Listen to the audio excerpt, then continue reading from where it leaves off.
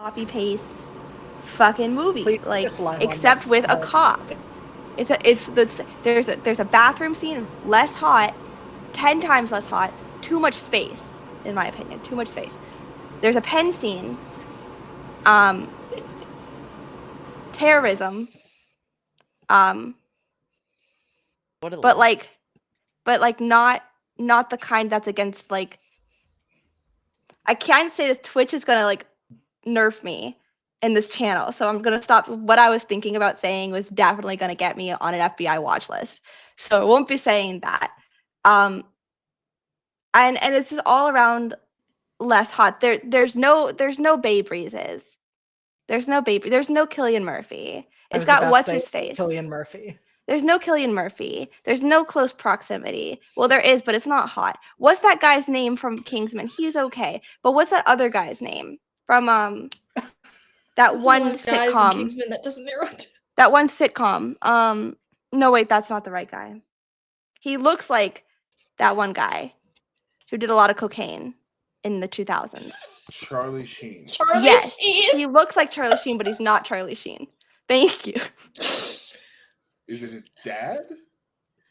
No, it's like he also was like that dude in that movie where they're like, "You guys are getting paid." Oh, yeah, him. Yeah, I'm blanking on his name as well, but yeah, he I know looks who like you're every other talking about. stereotypical white dude in the middle. Wait. Their middle ages. The redhead. No, wait, no, No? it's not even the dad. I'm thinking of a different movie. Hold on, I'm gonna tell you. Jesus. Oh god. Jason Bateman. Oh. Oh. Are Okay. you talking about the movie Horrible Bosses? Yes, Oh my God. maybe. That was a wild ride from start to finish. Carry On's not a good movie, and if you want to watch an airplane movie, just watch Red Eye. We're doing it to both tomorrow, though. Hell yeah. That's all. Wild.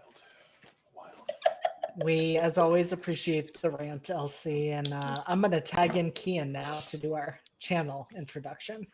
I am trying to fix my camera angle because my camera angle's all fucking weird. Hello, everybody. Welcome to Entropy Emporium. Thanks for coming to hang out tonight. First and foremost, for now and for the foreseeable future, we are raising money for the Palestine Children's Relief Fund. It is very obvious why that is important work to do. They are doing important work on the ground in the Gaza Strip. If you cannot donate, we completely understand. We ask that you continue to spread awareness, spread the word, pay attention to the world around you, be part of the change that we all want to see. The other thing that's going on is that we do have a Discord server.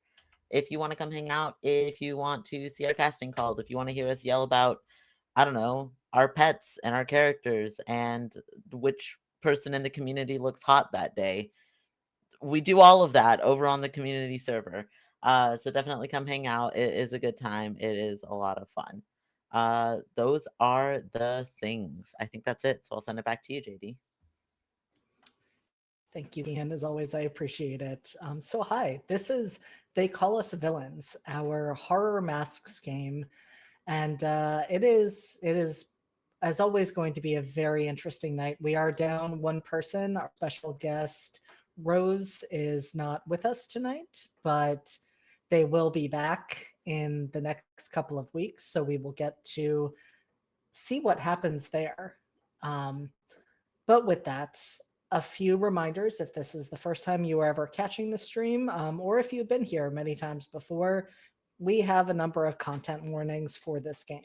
This includes institutional violence, forced institutionalization, medical abuse, psychological abuse, and gaslighting, themes in line with real world conversion therapy, body horror, gore, blood, references to the use of isolation, seclusion, and sedation, bad/toxic/emotionally abusive parenting.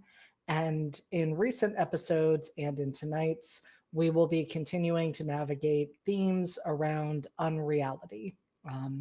There may also be at times mentions of needles or injections, as well as degenerative illness. But before we jump into our story for tonight, I'm going to have our cast go around and introduce themselves. And I'm gonna let Harp keep working on some other things for a moment, so I'm not gonna call on her. But jumping over to Kian, I'm gonna have you kick us off with Valen. Hello, everybody. My name is Kian. My pronouns are they, them for now. And I am playing Valen, who uses the Beacon playbook. I totally forgot what playbook I was using. That was my bad. Yeah, that's me. Do you need more from me? How does Valen feel about the holidays? Oh. Oh, Valen doesn't like them. The holidays were not a happy time growing up. So Valen's not keen on it. Why would you ask such a sad question, JD? That's what I'm here to do. That is what I do. We are going to see if that is a sad question for each of our characters. Now jumping over to Connor. So we're starting off strong there. Oh, buddy. Hey, I'm Q. He, him. I am playing Team Captain Connor Creed, the saddest, angiest boy in all of Hemlock in all of its iterations. He's the transformed playbook, and boy, howdy, I bet we can all guess how much he does or does not enjoy the holidays. Um, let's see, in this, the school of Evan Kelp, he didn't have a screen on his phone or a phone at all, probably. He also didn't have birthdays. So again, take a guess on how much he enjoys holidays.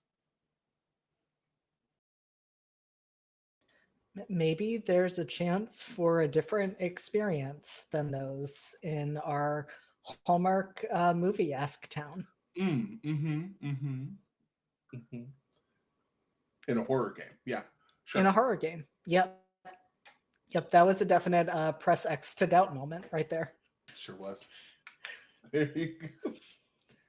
Well, okay, now jumping over to someone who I'm very confident is having a different experience on that front. Steph, please introduce us to Scylla and tell us how she feels about the holidays. Yeah. I'm Steph. I'm playing Scylla Tarn, she of the Doomed playbook, and she loves the holidays. She never got to experience them before. At least she doesn't think she does, because she doesn't remember anything before being adopted. But she loves the holidays. She loves all the colors and the lights and the presents and the wrapping paper she's allowed to chew on, along with running with the dogs in the snow and playing tug of war with the dogs, but she has to be reminded not to use her teeth to tug on the other end of the toy, but they're strong, so it's okay. But yes, they're a very warm, festive, fun time for her. She loves them. And now jumping over to LC. I love Christmas. I love the holidays. My name's Elsie. I play Ellie Ellison, the protege playbook. Ellie loves the holidays. Ellie loves the holidays as much as I love the holidays, which is so much. It's so much. It's so cheerful.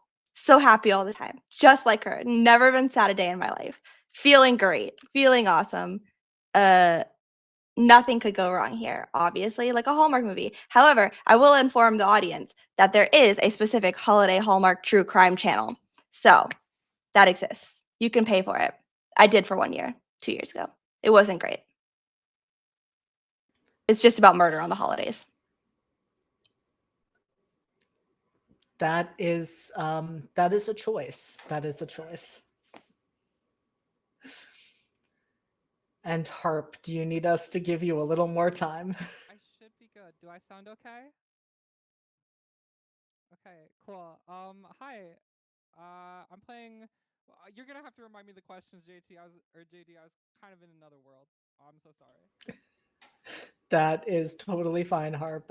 So introduce yourself, your character, and tell us how your character feels about the holidays. You're our tiebreaker, so no pressure. Right now it's 2-2 for loving holidays and not loving holidays. Mara decides it all. 1 second. Apparently, I'm very quiet. I can fix it though. I can fix it. So is it like that? Is that better? One sec. Let me check my mixer. Oh, yeah. Okay, okay. That should be fine. Hopefully, I'm not too loud now. Cool. So I'm so sorry. I'm playing Mara. And oh, how does she feel about the holidays? Mara feels nothing towards the holidays. She's completely neutral towards them. They don't really affect her. Oh, that's so good. That's so good, actually. We got no tiebreaker. We just had an additional category made for Mara. A secret third thing. A secret third thing. It's very Mara. She will not cooperate. Listen, we love to see it. All right. I think with that, then, we are going to jump right in and see what happens in this festive holiday town where clearly nothing will go wrong, even though this is a horror game. We will see if everyone believes me by the end of our intro for today's session. Don't. Sure don't. And so, where we start, we are thrown directly into a storm. There is wind howling. There is something that sounds like thunder, but the thing with thunder is it follows a pattern. It dances with the lightning, and even when a storm is directly above you, thunder almost never sounds like the hoofbeats of some large animal, rhythmic and loud enough to shake the ground. We also hear ragged breathing from somewhere behind us, but we can't see who or what it is coming from.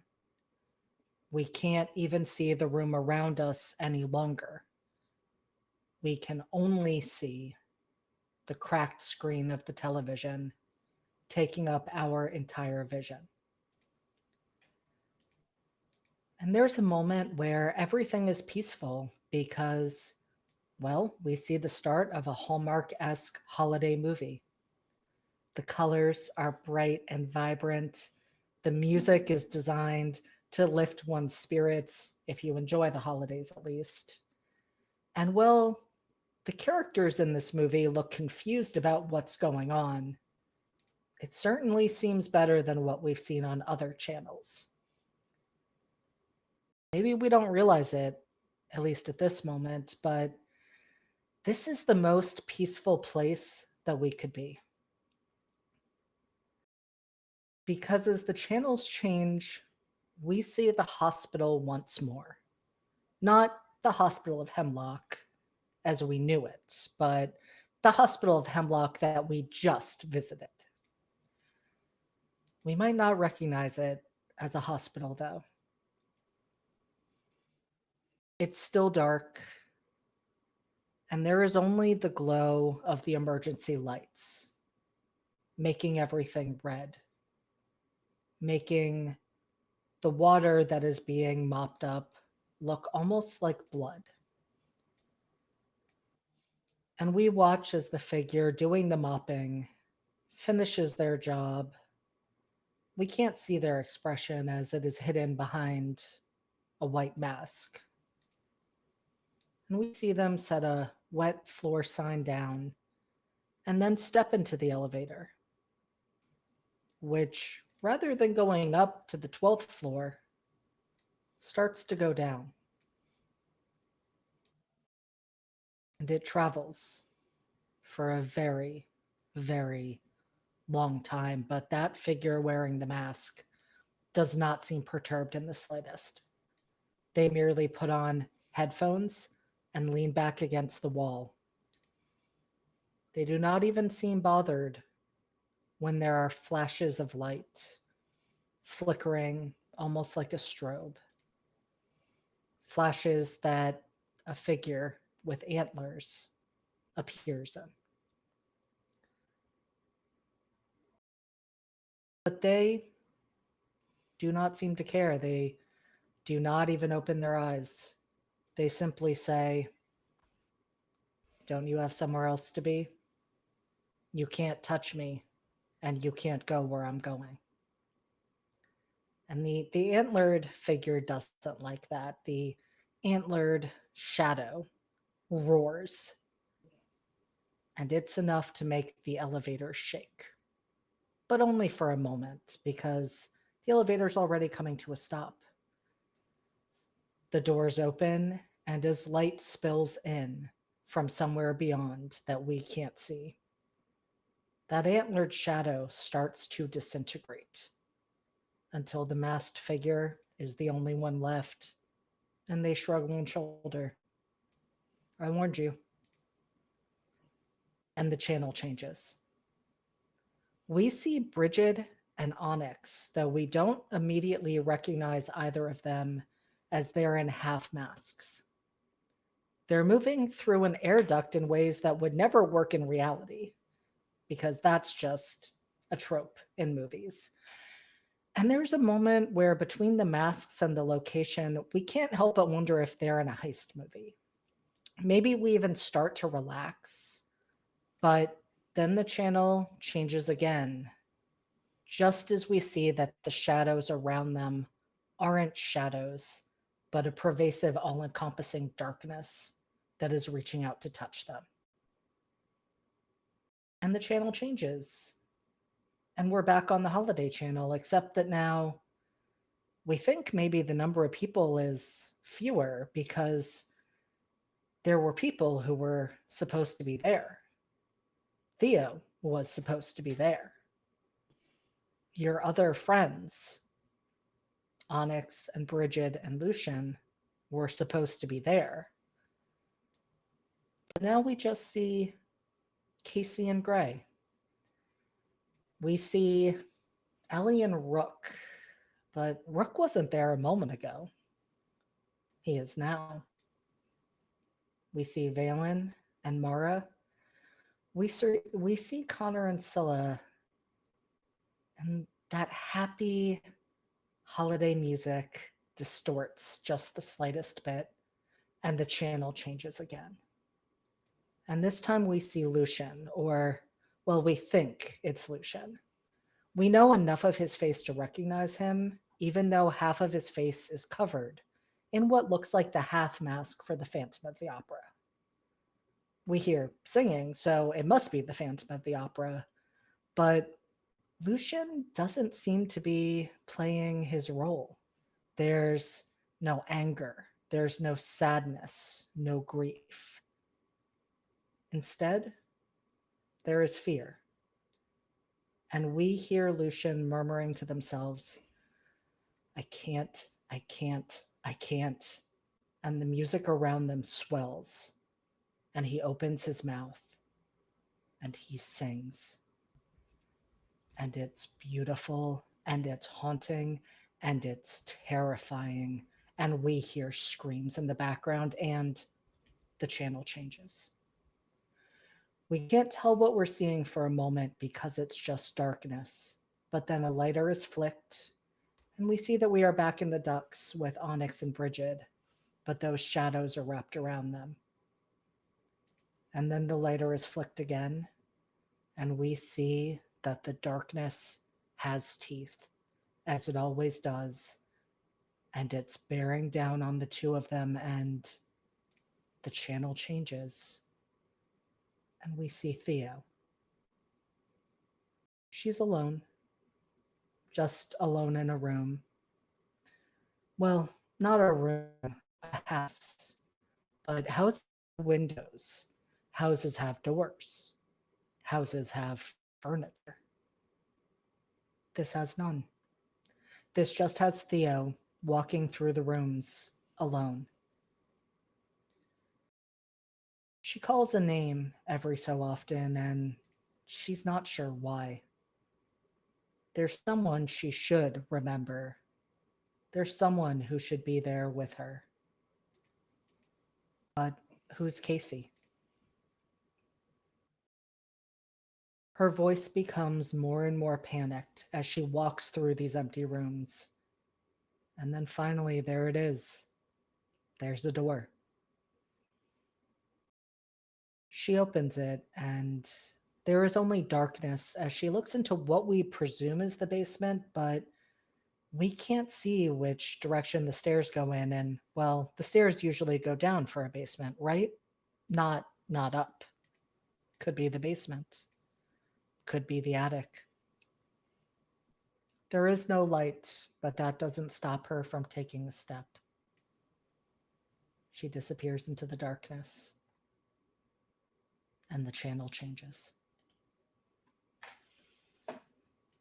And we are back in the cute and quaint town of Hemlock, where one of you is there with your boyfriend and your other boyfriend and his boyfriend, which was both a welcome moment of reuniting that was somewhat marred by the fact that when Casey went to embrace Gray, he passed right through them. And the rest of you are standing in the street as a fluffy light snow falls. What do you do?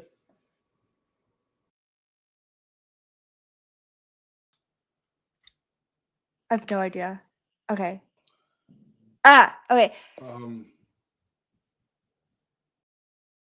I don't think I like all these channels changing.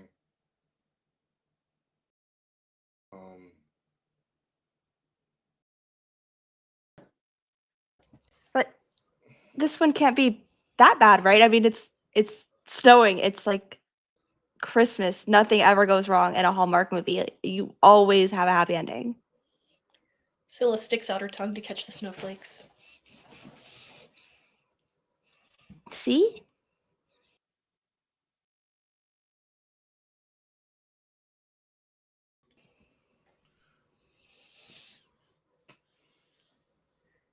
I mean, this one seems much nicer, so maybe that means it'll be easier to get out now. We just need to have Valen contact Caleb. It's Caleb, right? Yes. Haven't And we Caleb been has trying him. to Sorry, go ahead. haven't we been trying to do that for like I don't know how long it's been, but like a while? Have we? Maybe Valen, it'll have you be not been easier trying here. to? Yeah. Maybe. Is the layout of this town the same as the first channel, just Christmas? It might surprise you, but the answer is no. It Okay. looks way too small. It's maybe the better way of saying it is the part of town that was on the right side of the tracks. Okay. But the layout is not identical if you are, trying to pinpoint streets, because all of these streets have the most adorable names attached to them. There is Mistletoe Lane. There is Santa Claus Avenue. So if you're trying to figure out where everything would be laid out, it is a little bit more challenging because this is not, Main Street, First Street, Second Street. Everything that you can see is themed and everything lines up with that. Look, I have seen just about every Hallmark movie to date. And I know if we follow what looks like the main street to the center of town, there should be a giant Christmas tree where something is going on.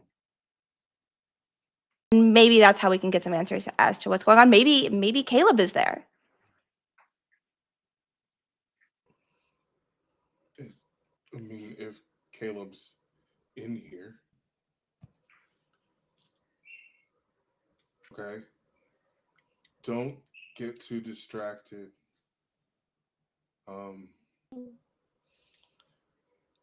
Hallmark movies have romance plots. Sorry, Elsie is fucking losing it. Don't get too distracted, Ellie. Hallmark movies have romance plots. Ellie's like sweating. I don't know what you're talking about. And you've had boyfriends multiple times in each of the shows we've been in. Because I have boyfriends in every reality, right? Right? No, that's not what they said before. Did they 'Cause- say you were dating Casey and Gray before the TV? I'm gonna look at Valen. Valen, what's your Uh, answer to that? Kian is looking at JD because I don't think so. Nope, there was nothing officially happening between the three of them. Just making sure. We held hands once, and it was the most romantic thing that Ellie has ever experienced in her life. I remember the hand For holding. her, in her, like she felt the love there. That was the most romantic thing. It's and one then of the You're most in a romantic the trash can in the relationship. in like hallway. 3 months. In like 3 months, and then I did throw up in a trash. That was so romantic. In 3 months, it is the most romantic thing I have ever experienced in my whole life. Valen looks caught off guard for a second and then says, "Yeah, totally. Boyfriends in every single reality, all of them." Casey has been a bit distracted, focused on the fact that his boyfriend is incorporeal, but he stops for a moment enough to hear that and looks at Ellie and then back at you, Valen, and then says, "Yeah, that makes sense. Can we figure out why my boyfriend's a fucking ghost?"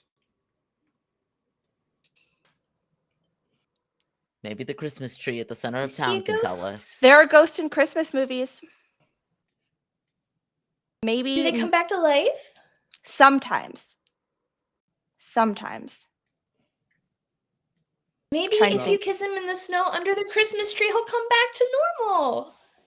Or we have to right or wrong, Right? and That's- he's the one in the coma in the hospital, and we have to save him. Like the movie Just Like Heaven, Are but we that's in not a a Christmas snow movie. globe? Oh, are we as? Oh, that's another good point. We could be on a snow globe. We could have to learn a lesson. We had to save the We have to find our town. friends. Scrooge.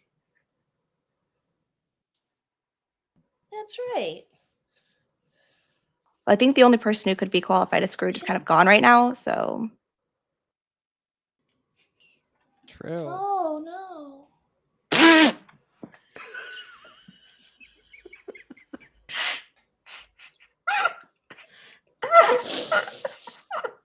oh no, the worst possible Oh. option. Well, I feel like it says a lot that Casey just kind of looks at you and goes, "Who are we talking about?" Don't worry about it. let's get into town. Gray, can you can hear me and understand me, right? And you all can hear Gray as he says, "Yeah, I can hear you just fine." Okay, so you're currently um incorporeal. So like the attitude's unnecessary.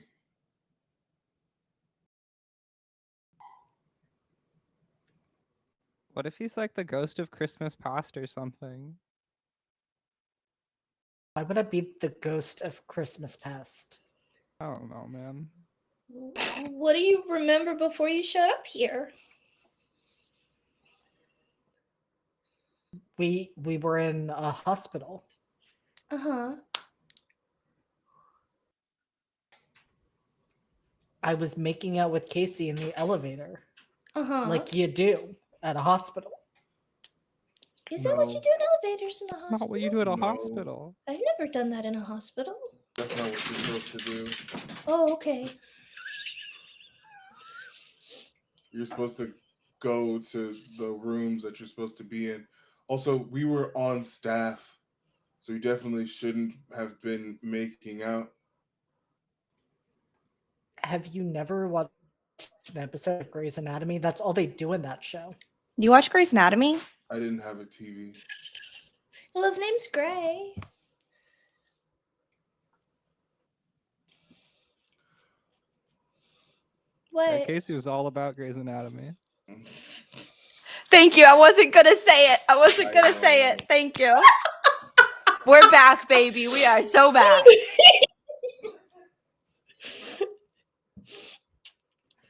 Listen, I think we're getting off track here. Can we go back to the I'm incorporeal piece? We were trying Do to you- figure that out. What do you want us to Yeah, do, we man? found like a copy of Casey dead in the elevator full of blood. Do you remember anything like that happening while you were making out? Just blood? Why would I make out in Did it happen to you and interrupt your making out? Like, I would hope you wouldn't keep making out while there was blood falling on you. That's weird. Who would do that? I don't know who would do that. Clearly not me. Clearly. I think Connor's just gonna start walking. Just gonna start walking. After the second Corral all instance of the of the boyfriends. attitude, he's just gone. I'm done now. Move forward. Okay, well, if you don't remember how you got to be a ghost or whatever you are, I guess we'll have to figure out.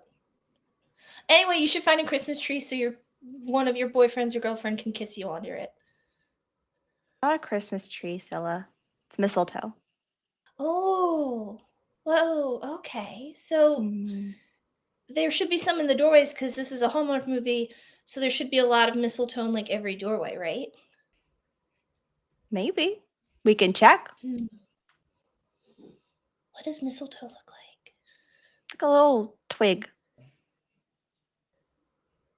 Sloan didn't figure put it out any in when the you house. see it, She was Scylla, afraid don't I would worry. chew on it. Said it was poisonous, I think. Shit. That's so true. And R.I.P. you all Scylla. are on Someone's your gonna run way. after Connor.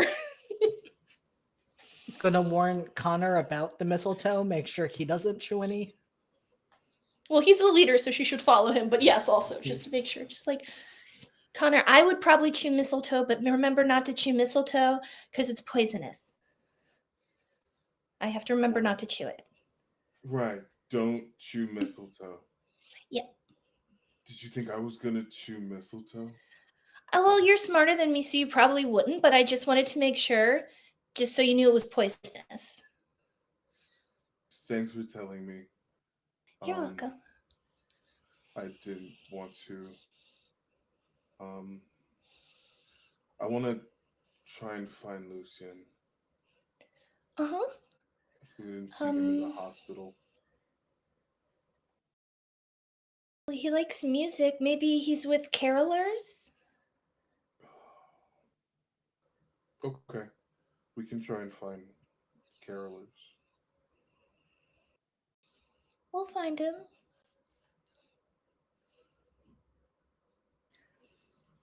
I would like to put on the table. Oh dear. Mm. I think I'm gonna let you decide this amongst yourselves. But I will let two of you roll to assess the situation. I think Connor definitely would get to be able to do that. But between the other four of you, who are we nominating?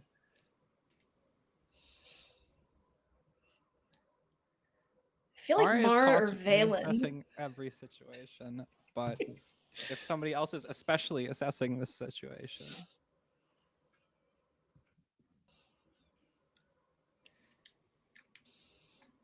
I like Christmas too much to assess the situation.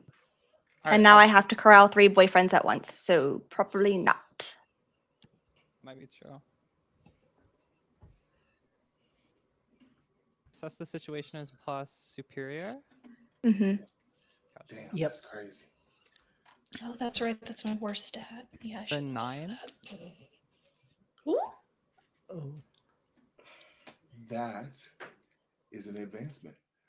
Uh, Oh, yay, advancement! yeah, because You that's know what? We love failing forward. because that's a 2. That's a 2. So this is fine. It's fine. So we are going to let Mara ask a question in a moment, but I want to ask you, Q, what is it that makes it difficult for Connor to assess the situation in this case?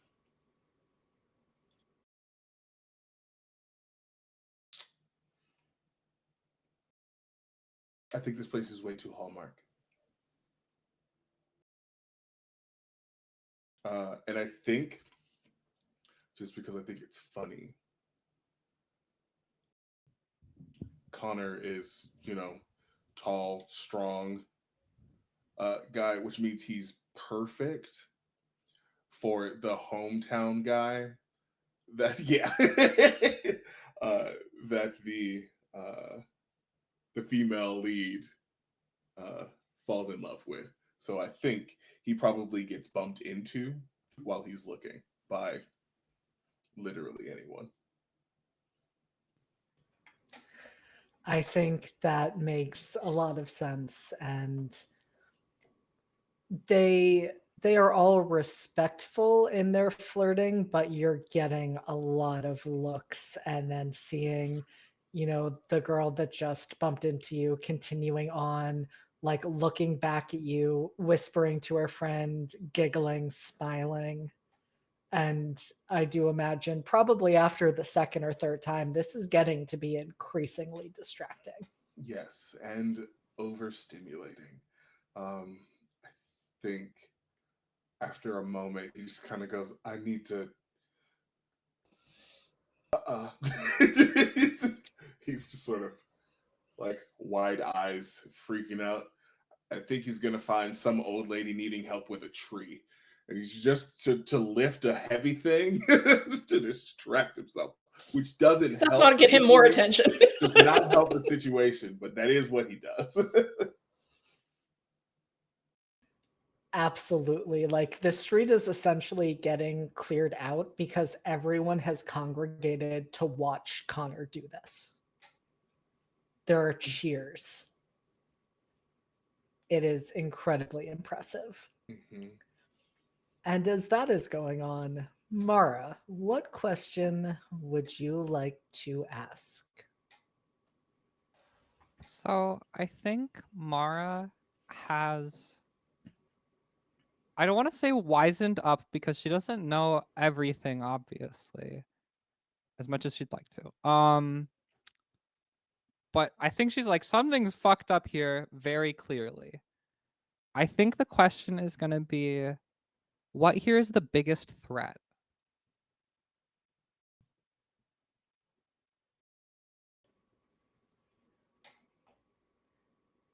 And that makes sense, especially after the last few places you have been, because one of the things that stands out to you immediately, Mara, is something you're worried about in terms of the danger is almost a like, will I even notice this? Like everything is just so weird because it's like a Hallmark movie, but you think, well, that should make it easier because it's going to be the thing that looks different. It's going to be the thing that doesn't fit with the rest of this picture. But then you think about what Scylla said about mistletoe being poisonous and how the danger is so often in plain sight. And you start to look around and you notice there's a lot of antler imagery around you. The banisters of stairs, hung over doorways, built into snowmen that have been placed in various points around the town. And you realize that this town is just like a sprig of mistletoe. Beautiful, but dangerous.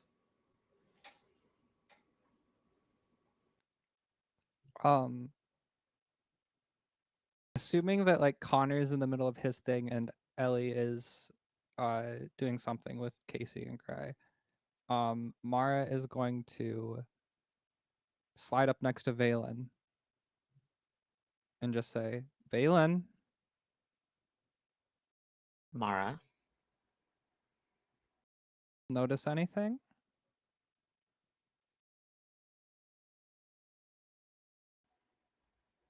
I mean, we're stuck in a Christmas movie. There's a lot to notice. This town sure likes reindeers, huh?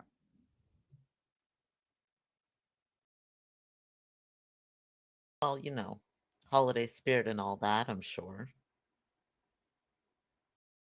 Are you being serious? I can't tell. No, I'm not being serious, Mara. Okay, good. Thank God.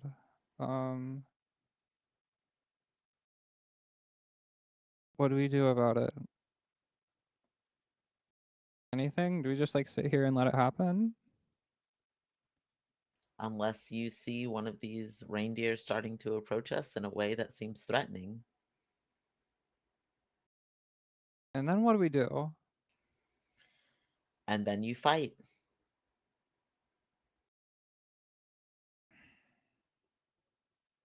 Okay, did we have to fight a lot in wherever the fuck you're from? More than we're supposed to. Okay, whatever. That's like such a non-answer. That's crazy. I don't know whether to tell the others or whether it's like a being scared of it makes it worse kind of thing. I think everybody should probably be on guard, so it might help to let the others know. Okay, cool. Well, I have you for a second, actually. You said all of them were pretty much the same as they are here, right? Yeah. And that I'm just like a huge bitch. You are significantly more helpful and friendly here. Yes.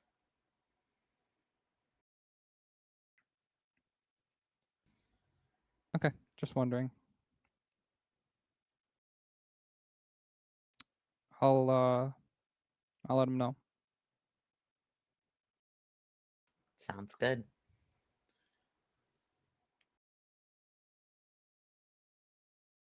Hey, Ellie, Scylla, Connor is doing a tree thing right now, but let's just keep an eye out for the antlers, okay?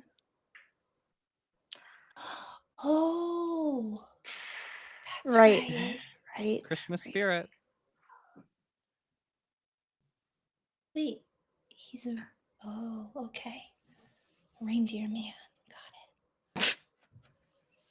And after Connor gets done with the tree thing, oh my God, Connor, good job! That was so cool.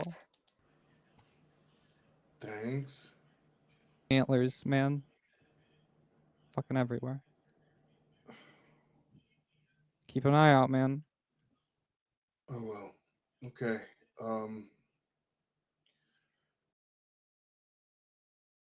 I tried to help. It didn't help like I wanted it to. Um. Well, you did help a little, though. I mean, the little lady appreciated it. Hmm. Yeah, but it didn't detract from the attention. Um. Would you like to hold my hand? And maybe that'll detract from the attention, because then they won't bump into you, because I'll be there. And if they're rude, I'll bait them. Yeah. Yes, please. Um. Of course. Hand, or should I hold your sleeve if touch is too much? No, you Okay. can hands. This is fine. And Scylla will take Connor's hand and just kind of like, I don't know, lace her fingers through his and just kind of post up, but trying not to be like, obviously that she's very much like, don't bother him, but just trying to be like, Stop don't it. bother us. Mhm. Just being that buffer. Her little moths. HAD. Yep. Does anybody seem outside of our group? Does anybody seem put off by the fact that there is a ghost wandering with us, or do they just not notice at all? They don't seem to notice. As you're looking, all you really see, first of all, are that a bunch of girls and some guys have thrown pieces of paper with their number at Connor, and they're just like now on the ground, absolutely like littering the ground. And you do see one of the girls kind of walking by, look at Scylla as Scylla is holding onto Connor's hand, and the girl just sighs dramatically and says, I wish I had sharp teeth like hers. Oh my god. Oh my god. Must be what it takes to get a guy like him.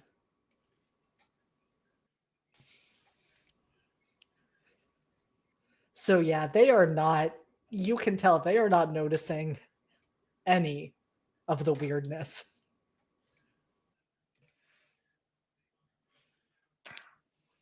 What happens if I try to take Gray's hand? Hand passes right through. Even with no gloves. Okay. Even with no gloves. But it was good thought. You know what? We're going to actually let the dice decide that. Off. No. Yep. Roll to See what unleash they your did. power. Ah, Done shit. good. Hold on. I gotta Give open me a dice roll roller. with freak. Okay. What's my freak? 0. Okay. 8.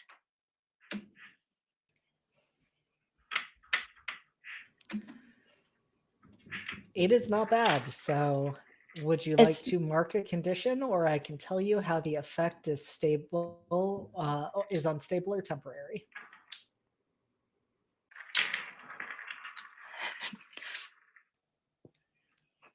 because I want to mark a condition.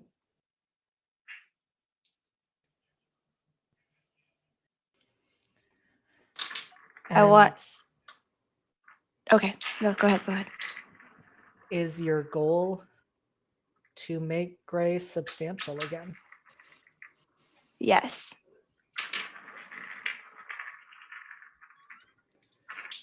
What condition are you marking? Insecure.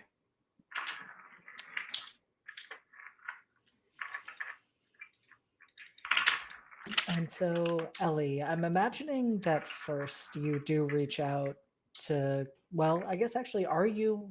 Wait. You Actually, I forgot. Yeah. I have 2 other conditions right now. I also have hopeless, which was -2 to unleash my power. So that's actually a 6. Shame. Shame. Oh, fuck! Pity that. You know what? We love to see that. We absolutely love to see that. I forgot about all my conditions. Mm. All right. So, Ellie, you reach out to Gray, and when you initially reach out to them, you are wearing gloves, which I think is a little bit jarring because you weren't wearing gloves at the hospital. But even as you all look down, your outfits have changed. You are now in garb suited for winter and for the holiday season, probably much to the dismay of several of you. And you think, Ellie, maybe it's because I'm wearing gloves. Maybe it's because there isn't that skin to skin possibility. So you take off your glove. You are currently carrying the powers of 3 different people. You have Connor's abilities, you have Mara's gravitational abilities, you have the scales of Scylla, and you're not sure what else. And I think that is what makes this particularly jarring as you reach out to Gray. And there's a moment where it feels like you've made contact. There's this almost electric sensation. And then Gray starts to fade more and more and more. Like the limited colors that there were are being leached out from them. What do you do?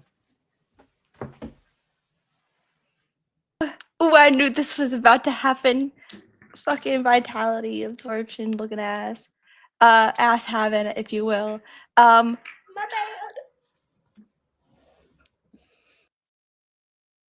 Immediately like stumbling back through the snow away from Gray, like hands like glove on, like so fast, like fumbling with it the way you do, and you can't figure out which way the thumb goes, and like is it backwards, is it forwards, do I have the right hand?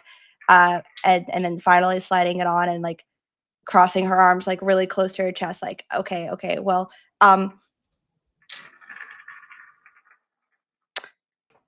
he's not incorporeal, but he is. Casey, meanwhile, has interposed himself between you and Gray and is staring at you, Ellie, and just goes, "What the fuck was that? What did you do to him?" I don't know. I don't know that wasn't. I don't know. What, Valen? I've never seen you do that before. Okay, but you said I could copy or absorb or I've whatever other never people's seen heart. anyone do that before. Who? And like she's like looking desperately at each of you, like which one of you does this? Explain it to me. How do I? What? I don't know. Don't know How the what fuck my do we don't powers know? were beforehand. Maybe you should. I mean, maybe one of us had powers that we didn't tell you about? I don't remember what we all had. I don't know either. So I won't do it again. I won't do it again. I was trying to see if I could help, or maybe Gray had powers before, and then by touching his hand or something, I could have helped make him corporeal again. But I won't do it again. I won't do it again. And Ellie, you feel a hand on your shoulder, and you all see Rook step up beside Ellie, which is strange because you're pretty sure they were just there. Like, you're not sure when you lost sight of him. And he looks between all of you. What is all of this yelling? What's going on? I was trying to help Gray, who we can't really touch. He's kind of like a ghost right now, and something happened, and I made it worse. Well, not intentionally.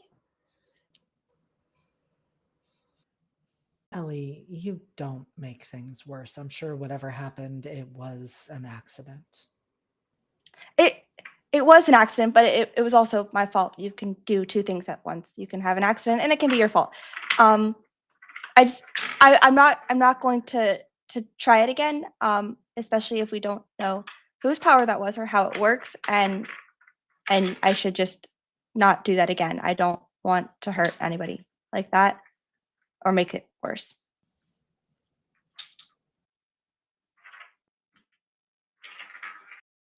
I feel like there's like a bubbling pit of anxiety in Ellie that I don't think that this Ellie understands, but I think that there's like a deep rooted feeling of I did something wrong and it was an accident, but it was my fault, and it's like a vaguely familiar feeling, but there's nothing that she's ever done before that could have been a cause of this reaction. Okay. So we're gonna take this a bit at a time. We're not out of the woods yet, but we need to find answers. Find some way for us to get out. Or find the end of this show, I guess. Well, if Caleb used a TV to put us in here, maybe we need to find one to get out. Okay.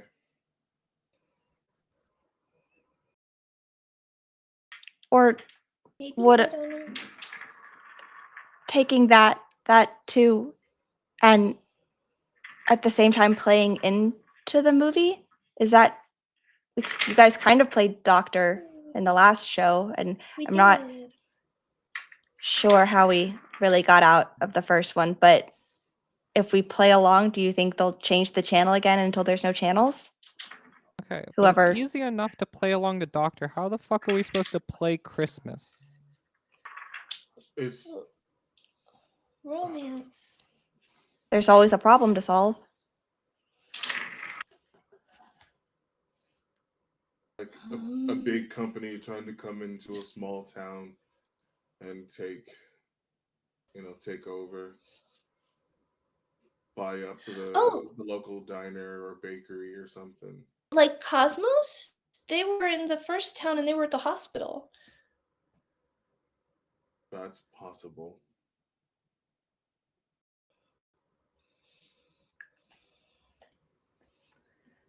And as you're wondering about that, as you're thinking about that, it's strange because you're pretty sure that in the moments before, these signs and stickers weren't there. But now, as you look around, you see signs for Cosmos. Only the acronym, but it's on stickers, on the backs of stop signs. It's on actual signs in some of the yards of houses. And you notice that every single one of those houses looks incredibly sterile. There's no lights, there's no festivity. It just looks like a house on any day at any time. And it's unsettling because it's so pervasive. There's no way you could have been missing this as you walk down Main Street, even with all of the distractions. And speaking of unsettling, Ellie,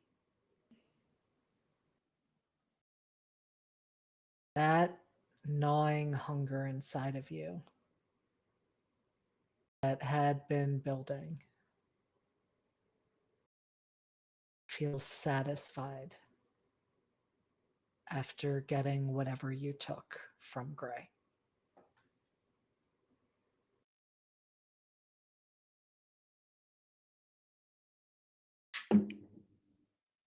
Not saying anything. I'm gonna do what I do best, and I'm not gonna tell y'all what the fuck is happening. Really good at this. Okay. Okay. Noted. Um,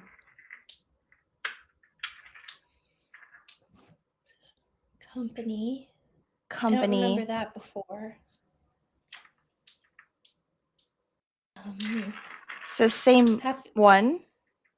Well, that could be a way to find Lucian, because holiday movies, if Connor plays into the romantic movie trope of reuniting with a boyfriend, that boyfriend could be Lucian, and then maybe we could find Lucian that way because it fulfills the holiday movie, right? Blush. Immediately blush. Unless I'm wrong, it was just a suggestion. I'm not leading man. Kind of seems like you are. That's silly. Of course you'd be a leading man. You'd be like the warm, soft, strong, loving type. Because you are.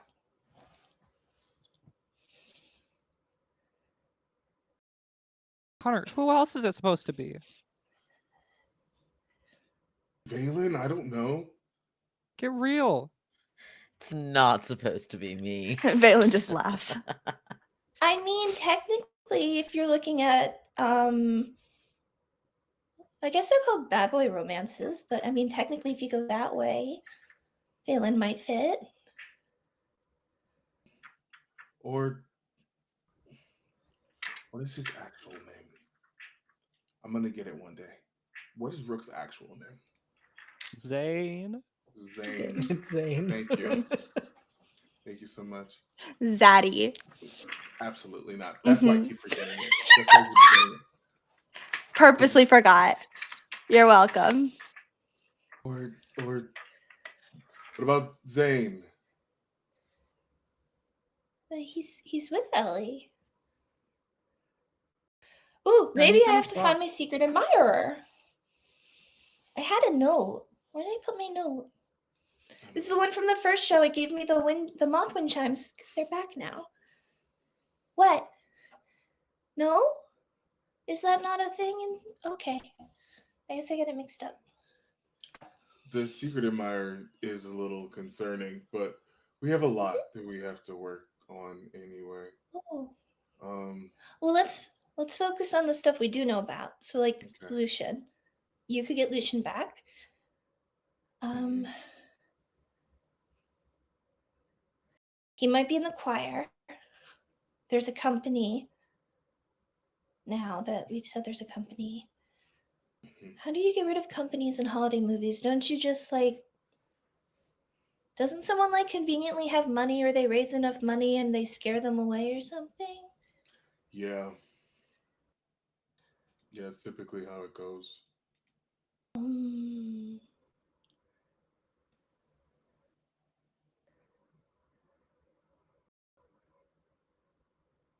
Like with a Christmas bake sale? Maybe the others would be at a bake sale? Does that make sense? I'm gonna roll to assess the situation. Scylla's trying to make the brain cells work. We're gonna see if she's successful. I support this role. It's I really also hard for her to support do this. this.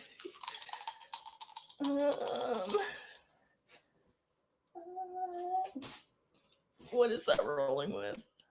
Superior? Yep. Oh, hey, is Superior my bad one? It is, so that's a 4. So we don't believe in me. That was a mistake. Well, we believe it was just misplaced, which is It not.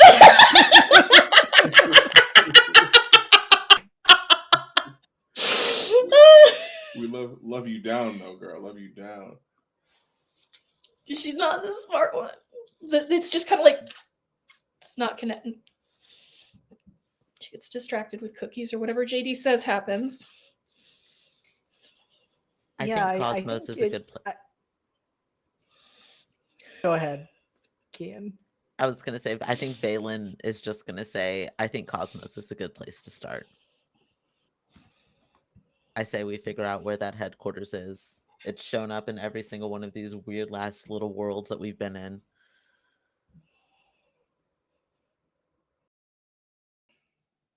I think Sounds that's a good. good idea.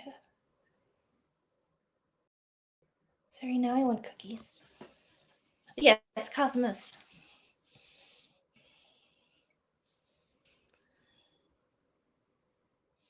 And Scylla, I think in that moment you are distracted because you smell the scent of gingerbread. And Ooh.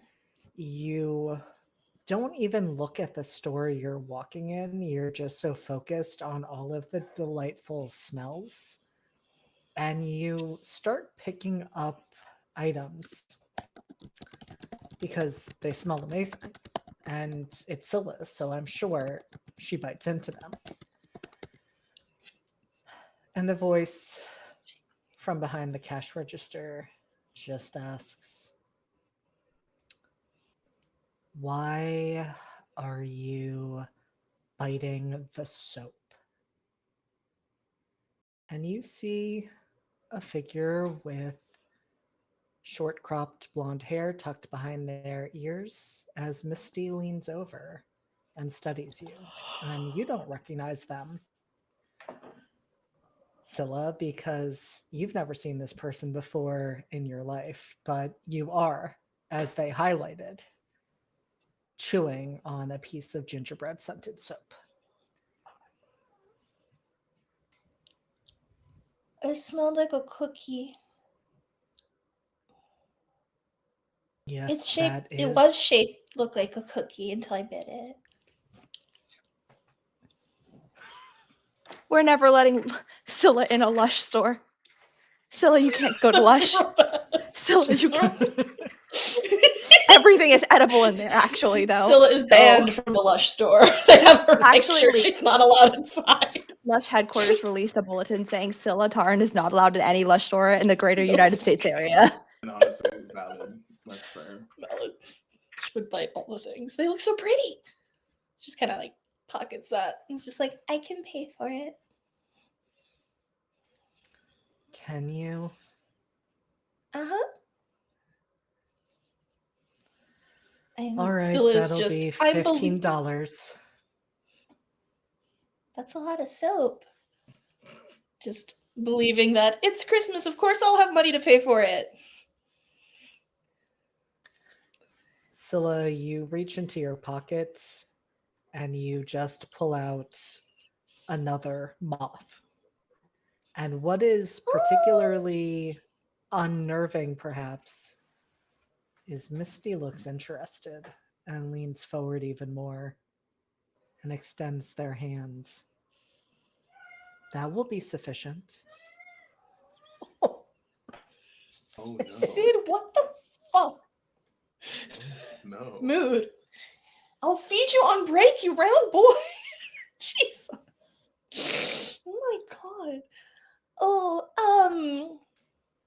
no, this is my friend. It's a live moth, right? It's like, I mean, it's a crystal moth, but it is Oh. animated. It is moving. Does it jingle because it's Christmas? oh, Yes. Yes. oh no, that's my friend. You can't pay for things with your friends. That's not nice and actually quite wrong. I'm just gonna tuck that back in my pocket real quick. So I will find my other pocket. I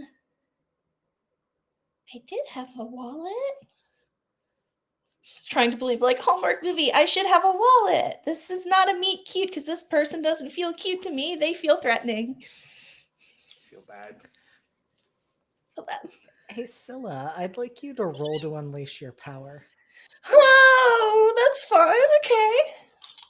Has that roll gone well for me historically? I feel like the answer is usually no. Maybe today will be different. Oh, maybe. Unleash your powers. That is with Freak. Oh, hey, that's a freak. That's a 9. Hell yeah.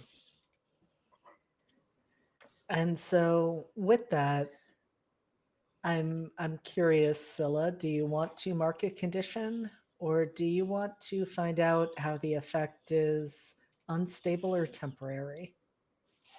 Okay. God, I already have one condition.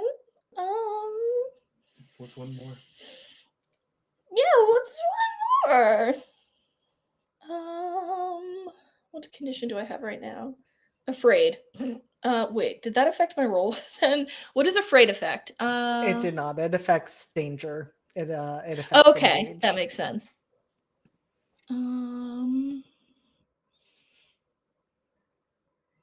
I think I'll take guilty because she almost paid with a friend, and then she also damaged property, and this person is looking very disappointed, so she's feeling pretty guilty right now.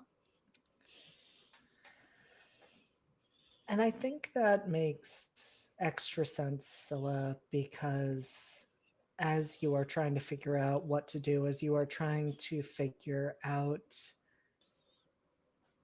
how to pay with money you don't have, and you're increasingly sure you don't have it,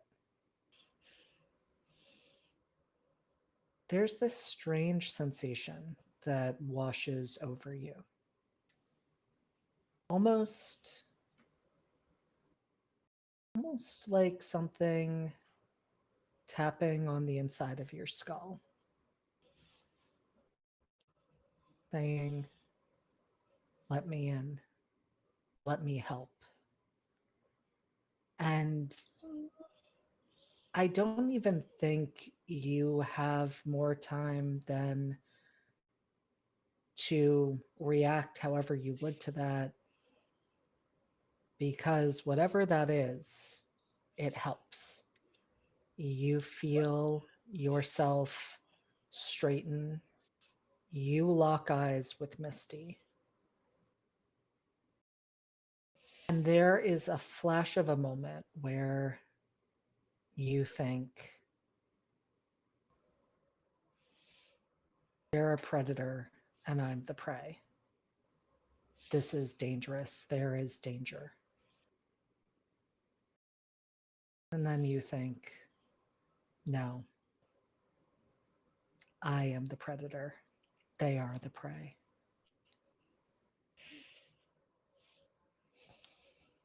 And two of your moths float over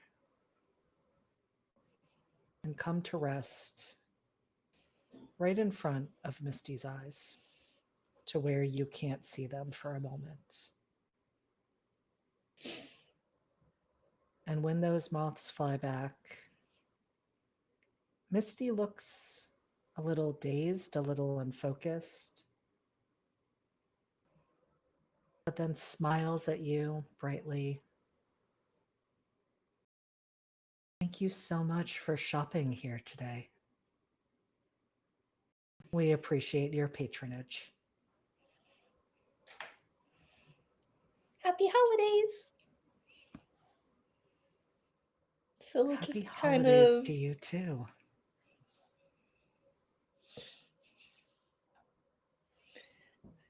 Scylla's just gonna nod and just kind of slowly walk out of the store, just super casual and just, huh?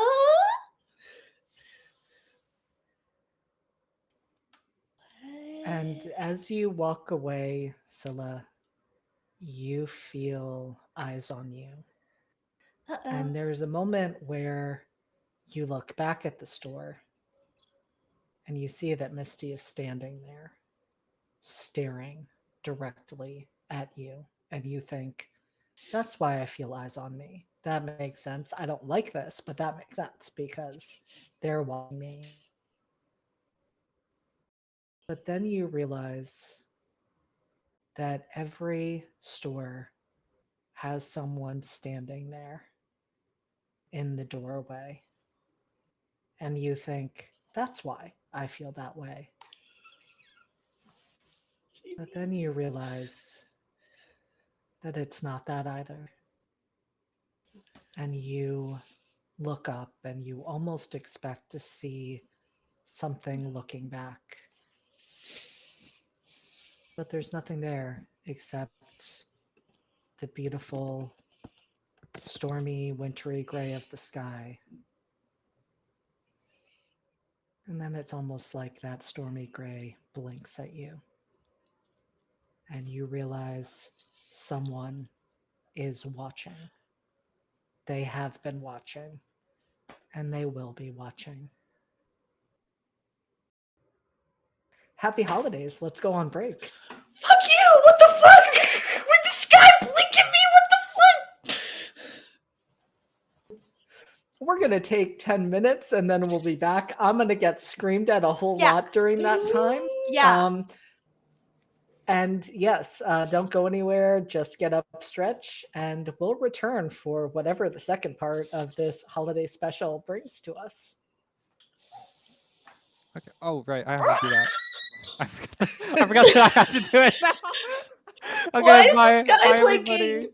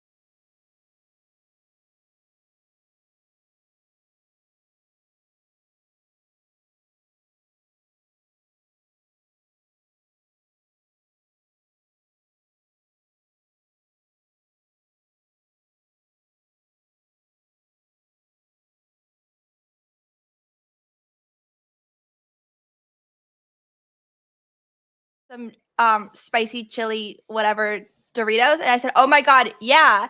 And she's like, "Yeah, I brought them for you." And I looked at her and I'm like, "These are a crushed bag of Doritos. They're pretty much crumbs. I know for a fact this is a week after PAX. Is put these in your backpack so you would eat them at the convention, and you didn't. You did not put these in here for me. Is put these in here for us.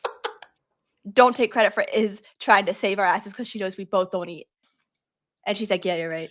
I'm like, "I know I'm right. I'm always right." It's because is a godsend and Rose is a demon, but it's That's fine. true. I love Rose- them both equally. Rose did clean my apartment while I was at work. It is a mess again. Well, yeah, sure, but that's your fault. Yeah. But sometimes she does like nice things, like Right. clean my apartment. Hey, I also love demons. It's fine. I hate Rose. No, you don't. Okay. Every day I tell We her know that about you, Elsie. And And we I've know that always too. said that. I've always said that. No PPS. You can't take yourself out. You can't take yourself out like that, man. No PPS, Evan. You guys know in Pokemon when you run out You run out of power. run out of moves for a specific move and it says no PP.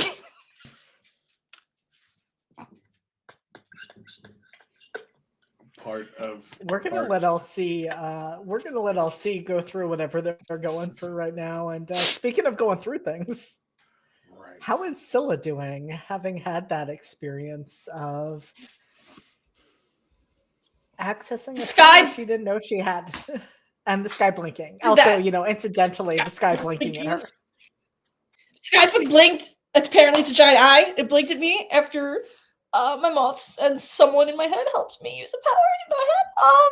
Scylla is kind of freaking out. She is. I think she's just started to reflexively gnaw on the rest of the soap bar that she's still holding. Just chewing pieces off of it, not eating them, just like gnawing on them, probably making suds, just stressed, and is kind of just quickly picking up her pace to try to find the rest of her group because, oh my god, this guy fucking blinked and I made someone forget something. This is a lot. We need to find our friends and leave.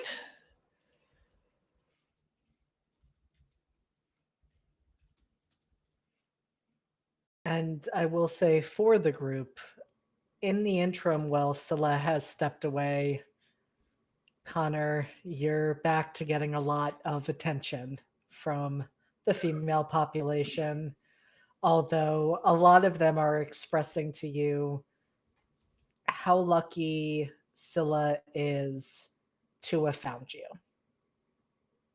and how envious of her sharp teeth they are. I think the first time where someone goes, "She was so lucky to have found you," there was the immediate response of, "I wasn't lost," and then he gets it. Oh, thanks. She does have really sharp teeth. I'm gonna go and find her now. You dropped something, just like looking at the letters, the numbers that they've just sort of crumpled up and left behind. Connor, do you pick up any of those pieces of paper or just kind of gesture towards them? I think he'll pick one up for sure.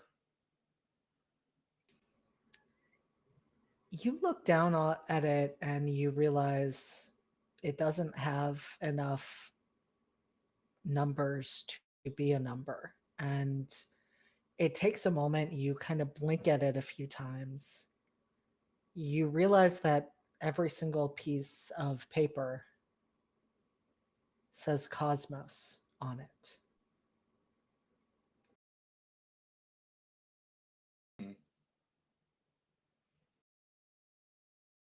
And in fact, as you say, I think you dropped something and you're picking one of those pieces up, the woman just shakes her head and says, "No, you're meant to have that." What is this? Something you need. You're looking for the cure, right?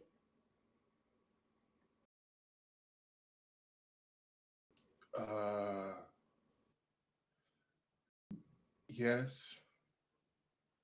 Yeah. Then that's what you need. Okay. Thank you. I think he's gonna go away.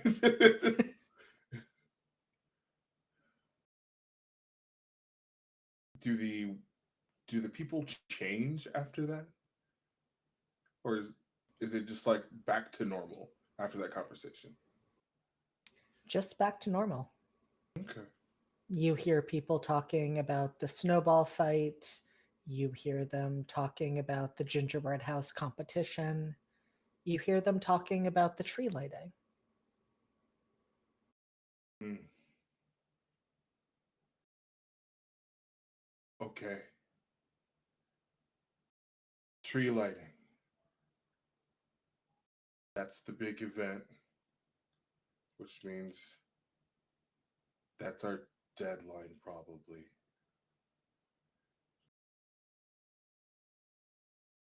Okay.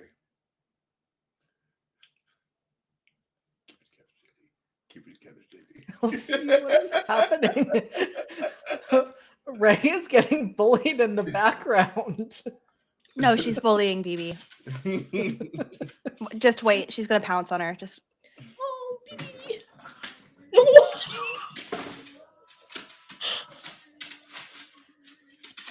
this is what I deal with. Oh. Wild. What a wild time. Anyways, Connor, you are putting pieces together about the deadline of the tree lighting Yep. Yep. and trying to find your friend Scylla. Mm-hmm. Trying to find my friend Scylla. Where did the rest of the people go? Yeah, where have the rest of you wandered off to? Valen, Ellie, and Mara.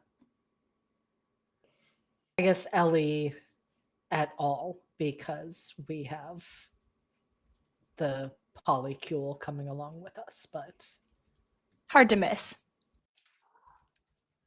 How like off track did Connor get? I don't think that she's gonna want to stray from anyone she finds unfamiliar, or from anyone she finds familiar, because of how insecure she is right now, with everything going on, and now back to being a little bit, from feeling ecstatic about having powers to feeling very nervous that she doesn't know how to use them and almost hurt someone she cares about.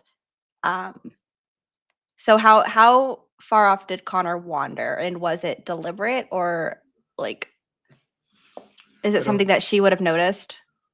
I don't think it was deliberate. I think he is very much out of sorts, Okay. especially with so many people giving him attention that he's not used to. Mm. Okay. So I think she's keeping Connor in eyesight, but meandering at like a 5 to 10 foot distance kind of thing. So in the proximity, but not right next to. With the polycule. Also, arms still crossed.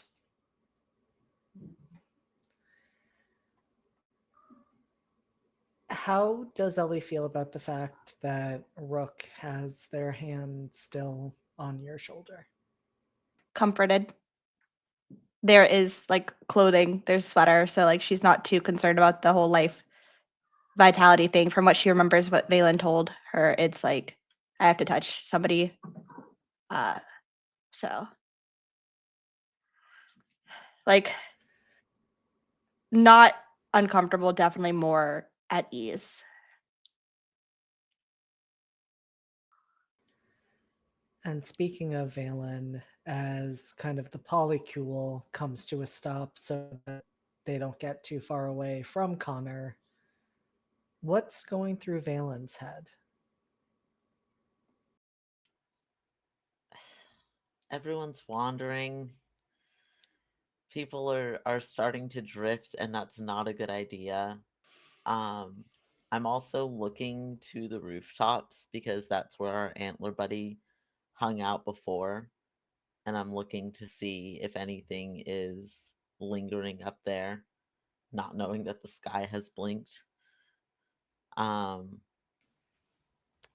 and I think Valen is probably thinking about Caleb when Mara made a comment earlier of like, haven't you been trying to contact Caleb this whole time? I think Valen, there was this moment of like, oh fuck, like I've been so preoccupied with everything else, I don't even know how to contact Caleb right now.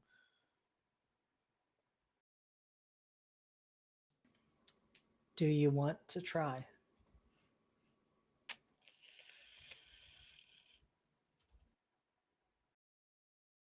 Yeah. Yeah, I think Everyone else so. is nodding for you to do this. I know. Yeah, I'll try to contact Caleb. All right, Do I'm I going have to to? have you roll to unleash your powers. I think I have a subtraction on that right now. Yeah, because I'm still hopeless. Oh, but that's okay because that's boxcars, so that's a 10. Go. Let's go. Valen, what does it look like as you try to reach out to Caleb and make that connection from where you are to where he is? Um, I, despite my better judgment, because everyone's wandering and we don't need to wander, I wander and I find a quiet place, kind of off to the side, and I close my eyes, and I think my hands keep like opening and closing, flexing. Um, and I'm trying to just think really hard about Caleb, and I think at the same time Valen feels so fucking stupid. Valen's like, this is the stupidest thing I've ever tried to do, but it's the only thing that I can try right now.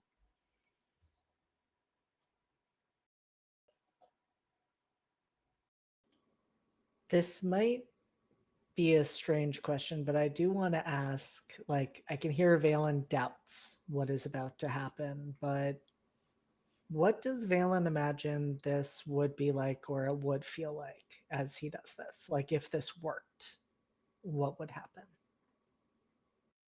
I think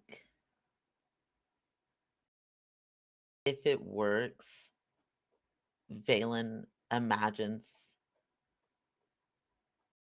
not necessarily Caleb's room, Caleb's sanctuary, but like a quiet space where Valen will be able to see Caleb, not just this like thinking and getting some kind of like a vague sign, but like will be able to actually see Caleb in front of him.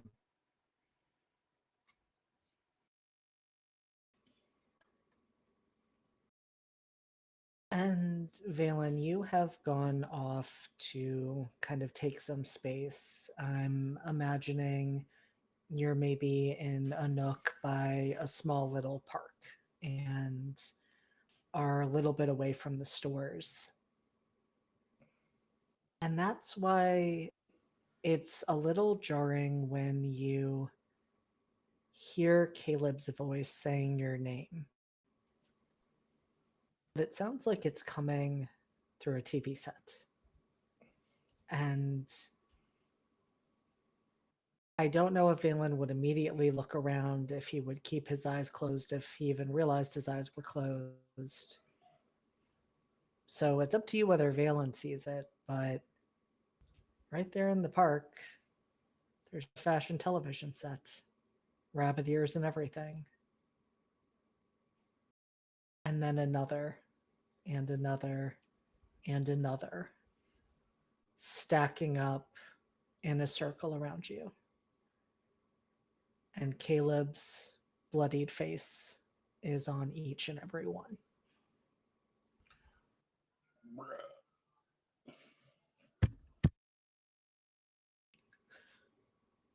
I think Valen goes to one, kneels in front of it. Can you hear me? Can I? Yeah, I can hear you, Valen. Are you okay? Are you okay? You look like shit. Yeah, I feel like shit. I've never tried to do anything like this, and it's not quite working. We're in some kind of fucking, I don't know, a Christmas movie, I guess. We're one of the channels is Hallmark themed, and we're stuck in this Christmas movie, and there are antlers everywhere, and I don't really know what's going on. Does the word cosmos mean anything to you? This company, something about a cure?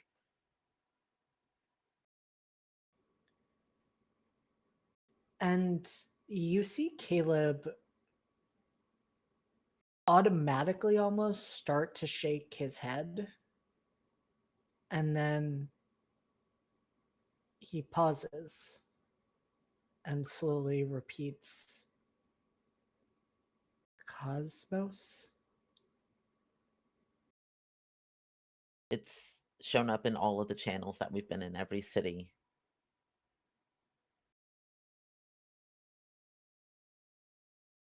I don't know why that name is familiar.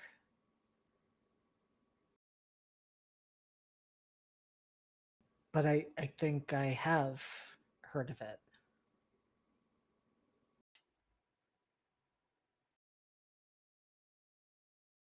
Okay, that means it's got to be the key to get out of here. Um, do you have any idea how to get us out? Why did you just roll dice? What was that? That was Don't worry about it. that was disrespectful.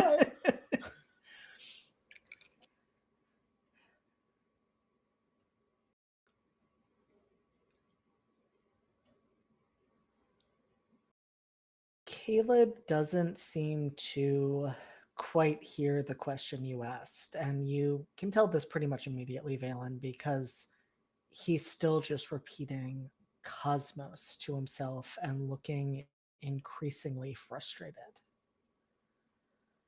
And then he kind of quickly shakes his head and looks back at you. And there is fear in his eyes. Yeah, we need to get you all out of there. We put you in there so you would be safe. So we have to get you out of there.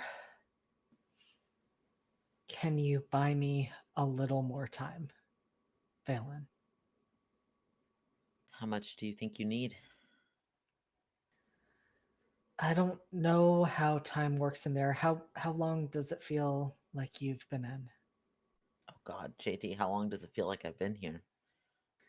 Feels like it's been probably at least almost a day, if not a little bit longer, between kind of everything that's happened. Somewhere around 24 hours, maybe a little more.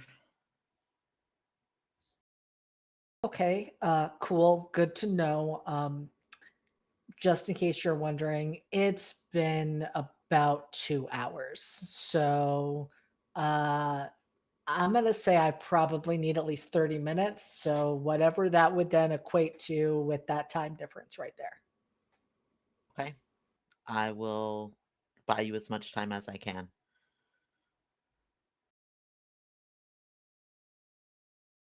Stay safe. Are you sure you can do this, Caleb? Absolutely not. But what other choice do we have? Yeah, you're right. You're right. Doesn't help to doubt things now. I'll see you soon. I'll see you soon. And I will leave this terrifying circle of TVs. The circle of TVs, first of all, they all go to static as soon as you and Caleb say your goodbyes to each other.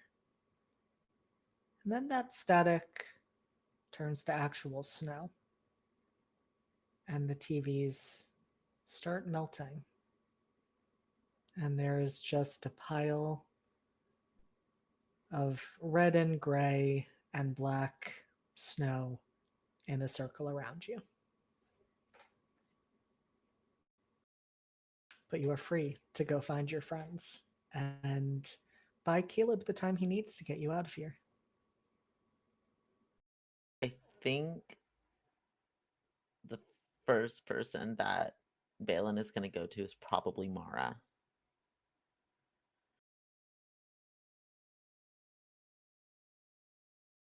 What's up? We need to make it through at least another 6 hours here. Okay. And I think Cosmos is where we need to go. Okay, so do we need to go to Cosmos or do we need to wait 6 hours? Because it feels if we need to wait 6 hours, we should just wait 6 hours, right?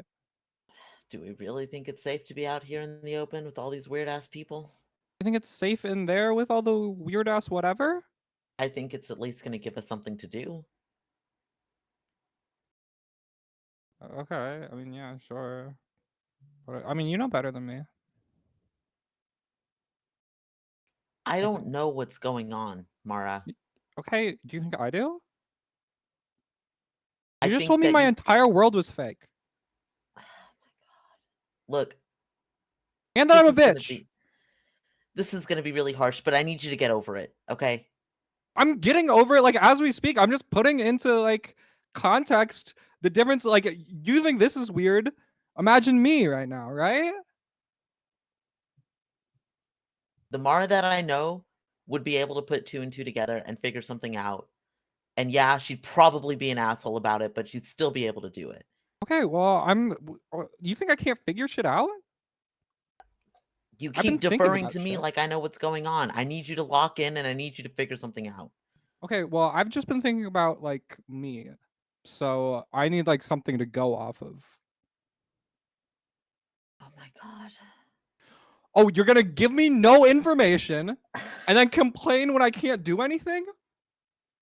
Oh my god, I can see why I was a bitch.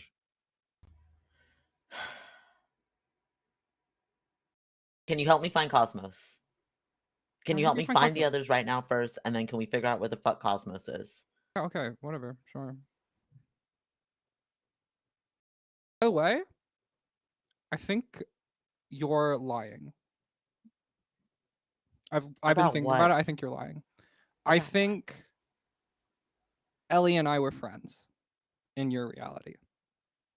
And then the rest of us maybe didn't get along. But that's what I think. Well, that would be news to me. Stay hopeful. What? I mean, I have like I'm not just saying that. Like I have reasons for it, but whatever. Why do you think that you and Ellie were friends? Because I can remember shit about Ellie. I can remember like a lot about Ellie. What reason would I have to lie to you about this? I don't know. Maybe you hate me. Right now, I'm really thinking about it, Mara. Okay, Jesus, fucking whatever. Wait, what do you remember about Ellie? I mean, like, I'm more than others. I remember like her friends and like what she studied and that kind of thing. Like, friends, what, in college? Yeah.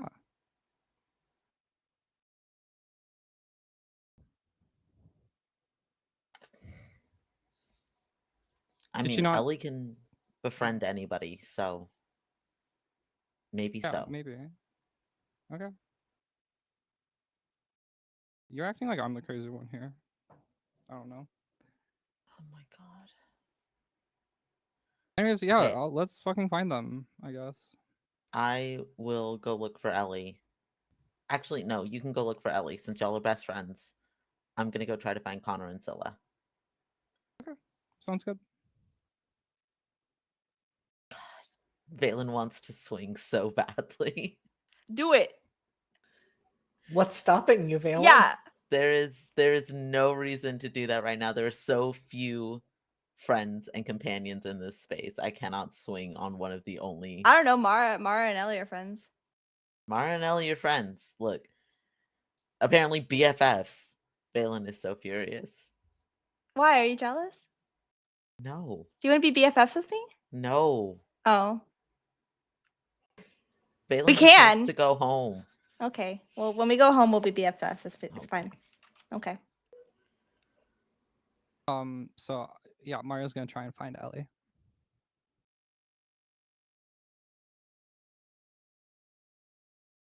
And I imagine that Ellie isn't too far off because she was trying to not get further away from Scylla and Connor as they'd split off from the group.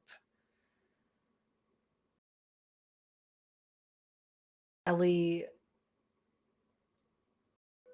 Casey has been keeping his distance from you since you had accidentally drained some of the life force from Gray. But Rook is there, and Rook is comforting, and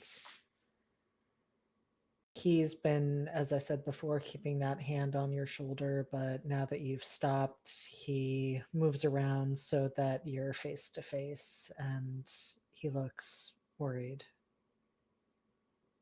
Are you all right?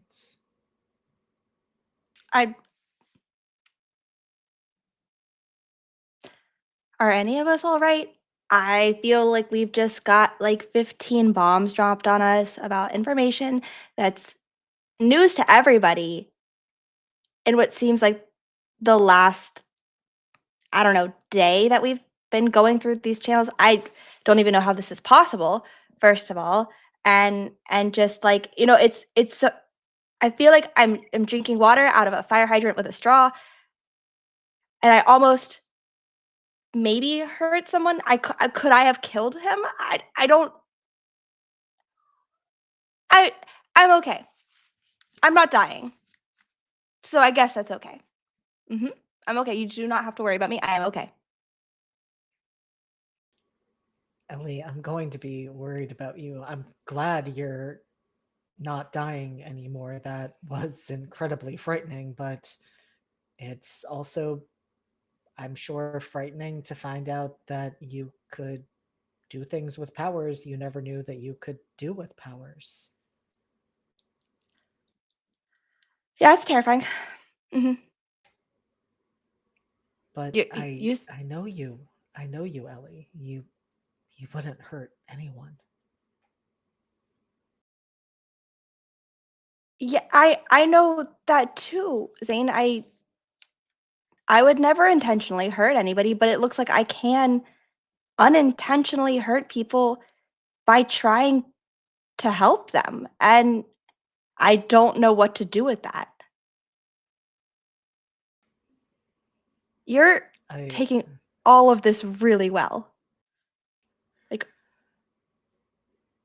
Well, you are in crisis, and one of us has to not be in crisis. So I am doing my best to not be in crisis, but I can assure you that once we are out of this television, whatever we are in,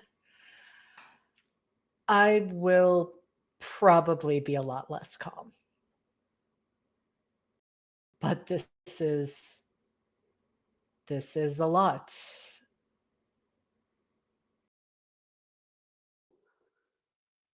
And I'm still trying to process almost seeing you die. I don't want to lose you, Ellie. but you're going to, because when we go back, we're not dating. So this isn't real, is it? I mean, At least that's what Valen said. And they've been right so far about most things. No, you're right. If our relationship is a mentor and mentee, then you're right. We would not be together.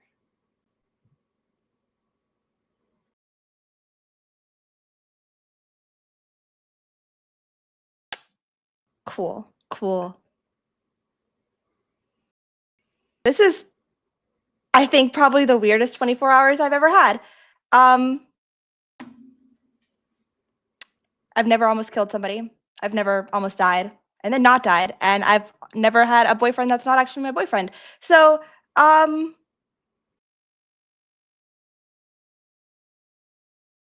don't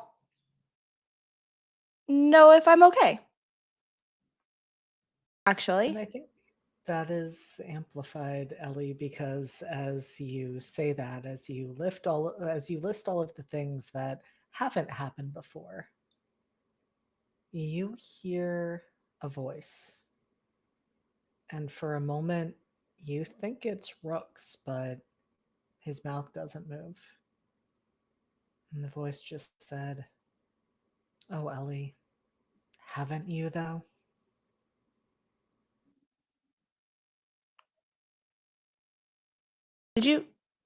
Haven't I, what? Did you say something? And he looks confused. No, I didn't say anything. I was processing you admitting that you weren't okay. I was trying to think of something I could do that wouldn't be too much in this moment or wouldn't be too weird with Stop the fact talking. that She's just like gonna think really like hard to find the voice again and just like mutter to herself, haven't I what?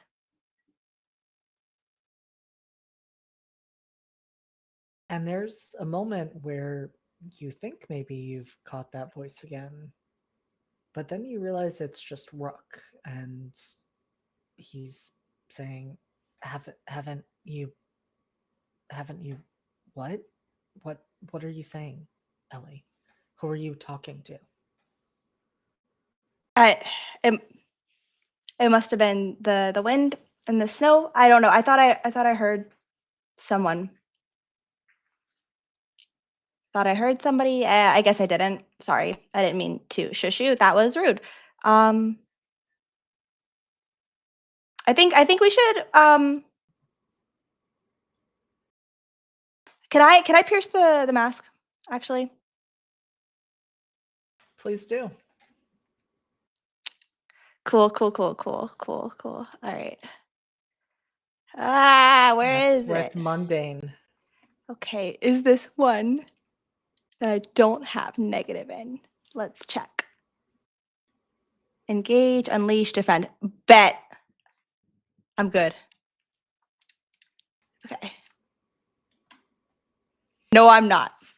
That's a 5. Could somebody, do we have the points? Somebody give me a point. Christmas. It's Christmas, JD. Give me a Christmas gift. I deserve a treat. What if I roll and it's worse? No, the only person who has the ability to re-roll today is Harp. No Christmas bonus in this case. Oh, Mac said yes. Okay. Okay. Okay. Okay. 8.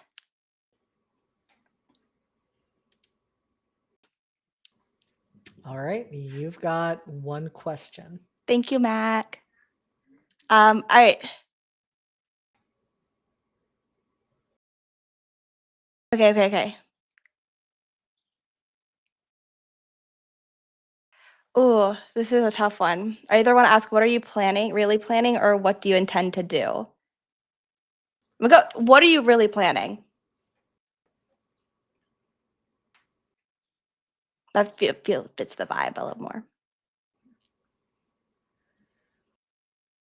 And so, Ellie, in this moment, I think I want to ask first. How are you feeling about and towards Rook in this moment?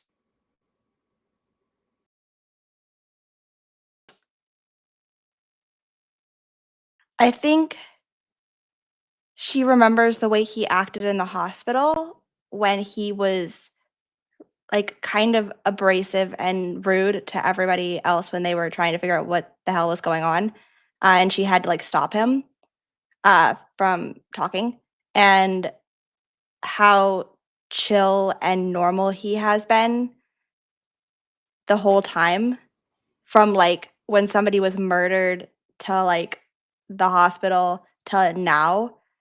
Uh, and just like how well he took like, oh, I guess we aren't actually dating. Uh, it doesn't seem to affect him as much as she's kind of feeling it should. Like the rest of us are kind of like, what the hell? Like we have to get out of here. We have to figure stuff out. We have to like. There's panic underlying everybody here except for him. It feels like, and so she's really trying to suss out like, why is this causing me to like? Why did this put a crack in the trust I have for you?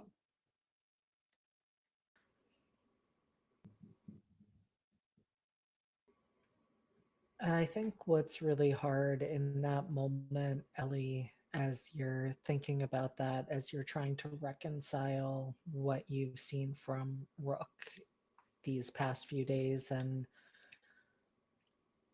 understand the differences and changes that you're seeing in him.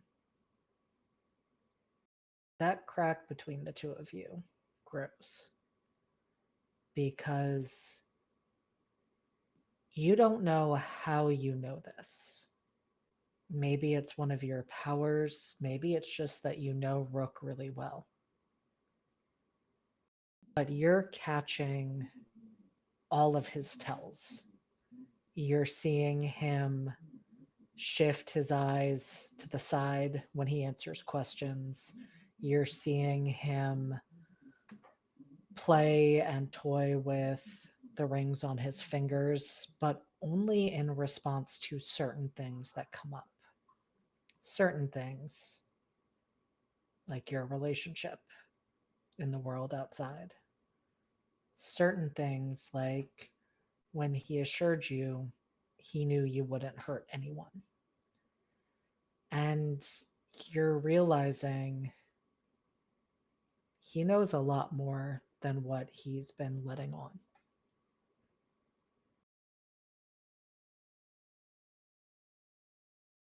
Maybe that voice was his. Wasn't something you knew he could do if it was, but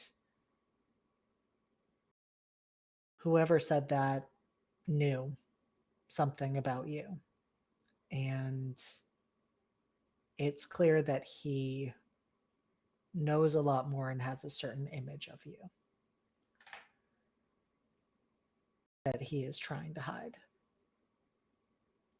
And I think that's the thing that really unsettles you is he is anxious, but not about the situation you all are in.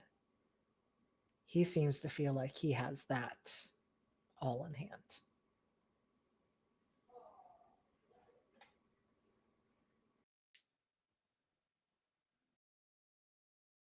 So what is he anxious about? He's anxious about you. Mm. Okay.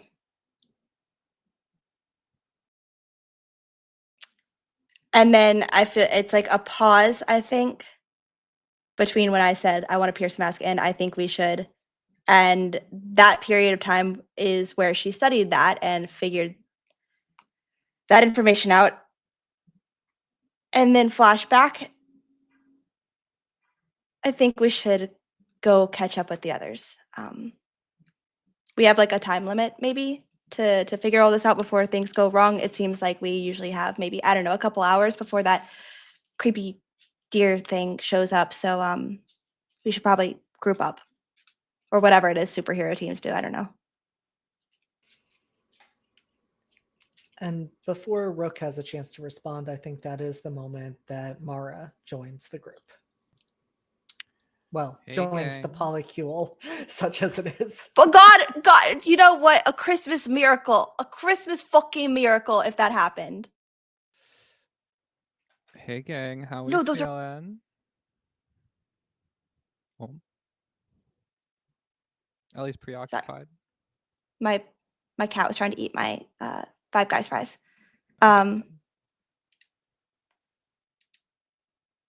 What'd you say? The kitchen lights were flickering. said- JD has to go deal with that real quick. Hey, gang. How we feeling?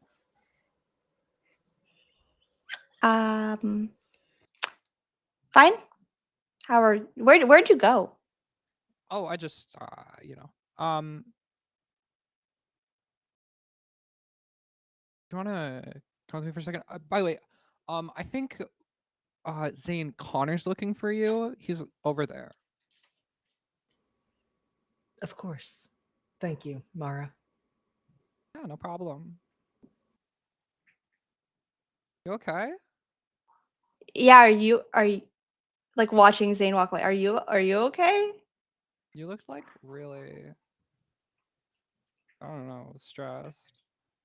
Oh, you're not? Are you not stressed? No, I'm stressed. I just handle it well, I guess. Oh, okay.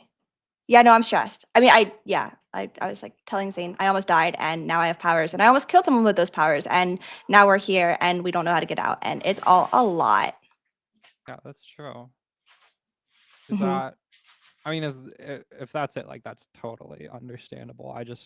You looked at me like with your like scared eyes for a second, so you know. I have scared eyes. Like, is Yeah, that like something when you're people when you're have? scared. Oh, I guess I'm just reading a facial expression. I mean, I don't know what to tell you. I don't know. I didn't realize I looked scared. No, it's fine. It's a normal thing to be right now. Sorry. Uh, yeah. Okay. Yeah.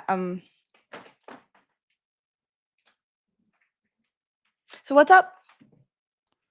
Not much. We just Valen wanted me to kind of get the whole group back together. So Yeah, I was that's what we're doing. thinking that was a good idea too. Do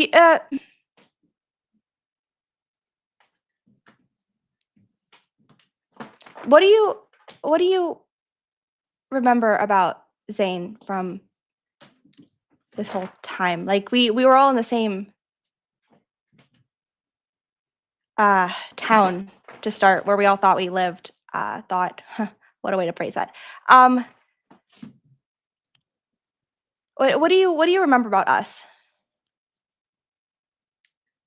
Zane and you, or like all of us? Zane and me. Everything's like really hazy, Ellie. I'm not gonna lie. But I remember he's like a big deal, but I never really liked him. And then you were always around him too. That's all I really remember. Does he like seem like he's acting normal to you? I can't get a read on that guy, man. I Yeah. wouldn't know. He's always off-putting to me, but you know, I thought it was just a me thing. Are You know okay? the yeah, I'm great. No, wait, no, I'm not great. I am not okay. I already admitted it. I'm not going back on that. I am not okay. I Mom? was, like just talking to him and I, you saying that kind of I've kind of felt the same way until just now. I couldn't get a read on him and that's weird, right? That's weird for someone who I guess yesterday was supposed to be our like 3-year anniversary. And I feel like I should know someone really well, but I until just now didn't feel like anything was wrong. And now it feels like another thing is wrong and I don't like that I think it's him. Hey,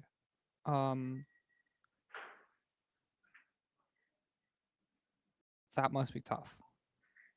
Really, I'm not like gonna try and like sugarcoat that or anything. That's gotta suck really bad, and I'm sorry you can't trust him. But I think I agree with you.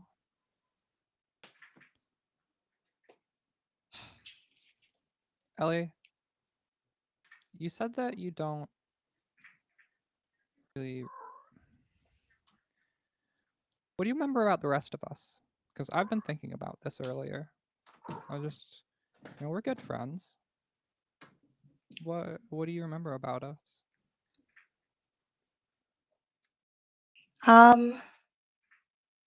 Well, it was a small town, so it's not like we don't all know each other well. We ran in similar circles, but I kind of talked to everyone. So I know that you're like really smart and that you're one of the only people who could hold a conversation about actual science without it being, boring. Like like the conventional applications of things, not just, like gravity does make things fall. I don't know. Physics wasn't my thing. I also remember that. And I don't know. I feel like you kind of more kept to yourself than other people. I don't think I remember much about you, actually. Just that we were in the same proximity. Is that different than what you remember? Nope, same here.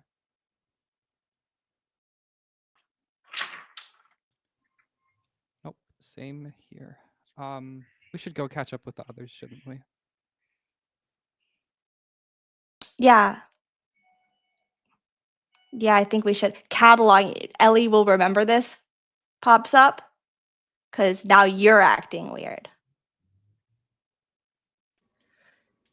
We were almost at a comfort and support role for both of you, from both of you. But I think with the way that ends, I'm not able to give that to you. So close.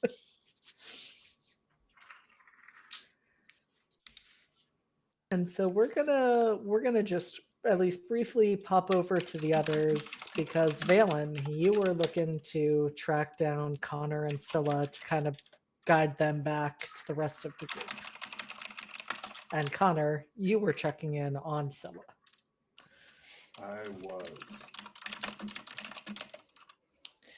I think Scylla has definitely, once she has caught eyes with Connor, just kind of, he can tell she's frazzled.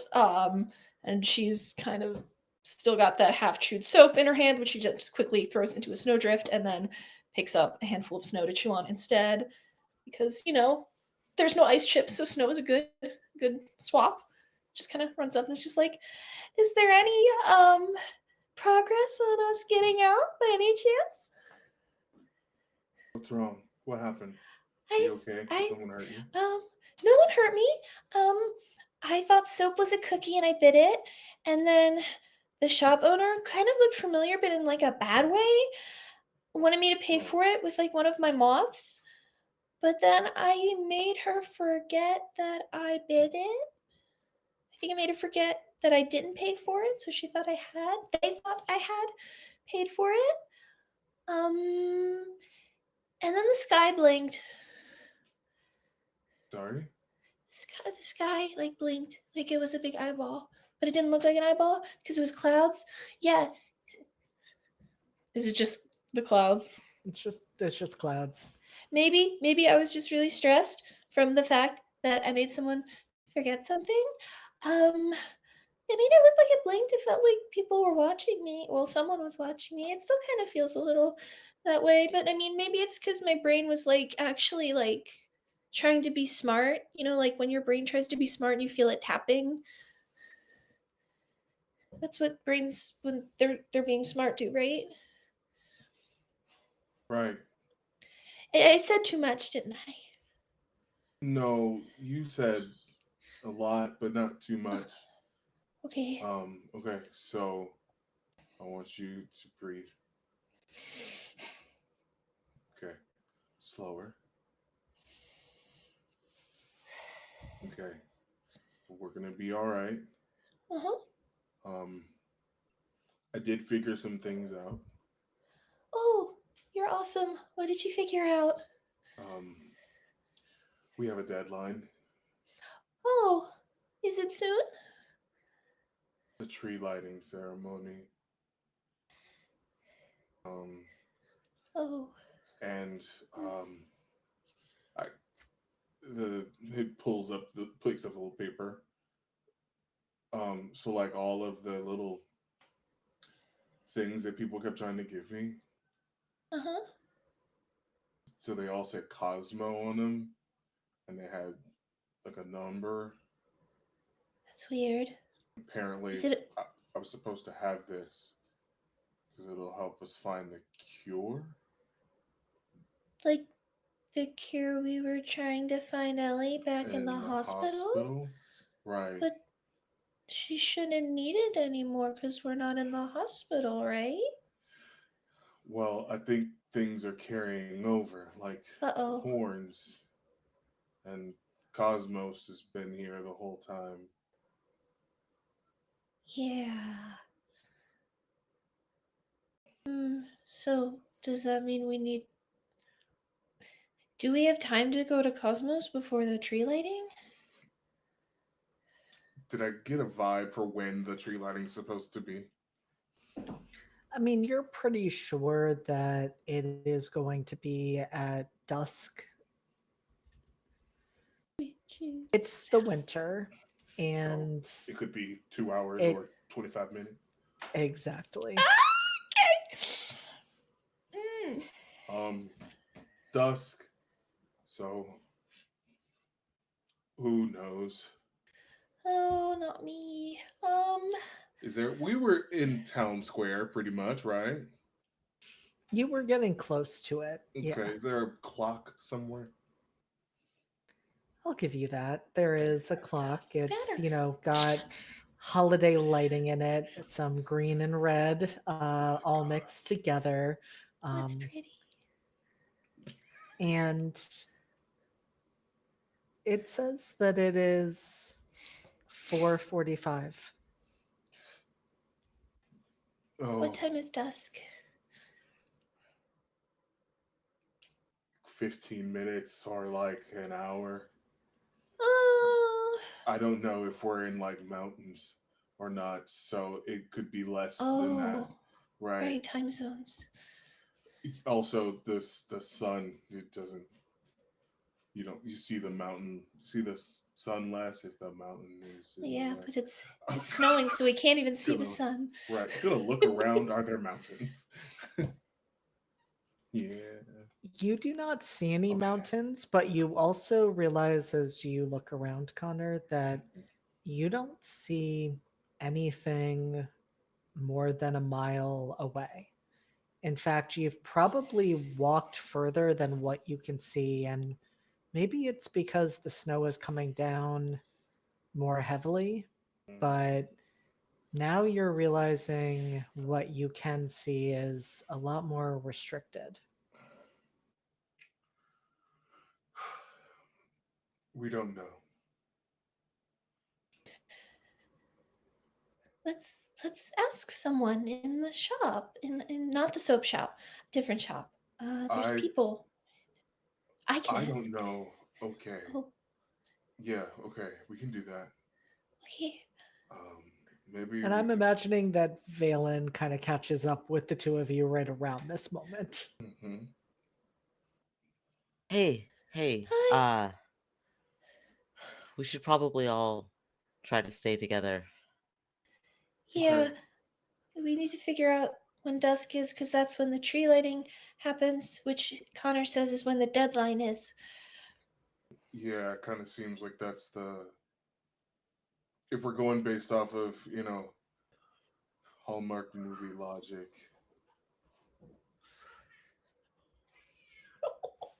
She Oh brought a no. mousey to JD.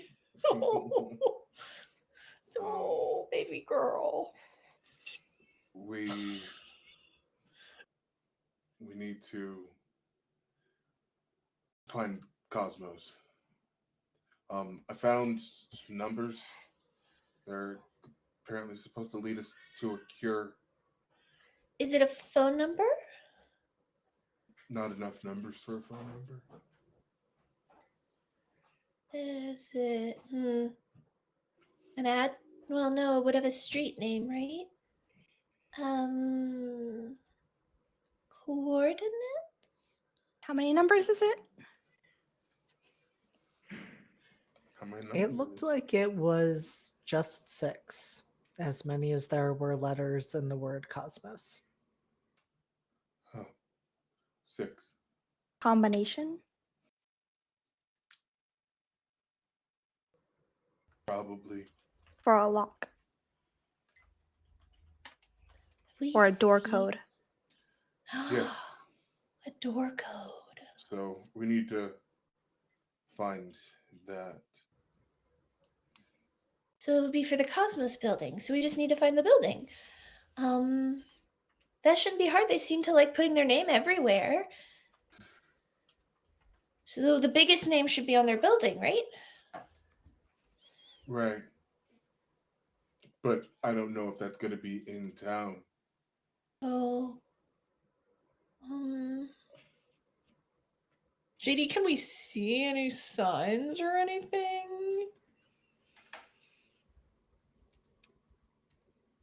So the 2 of you, at least, are starting to look around.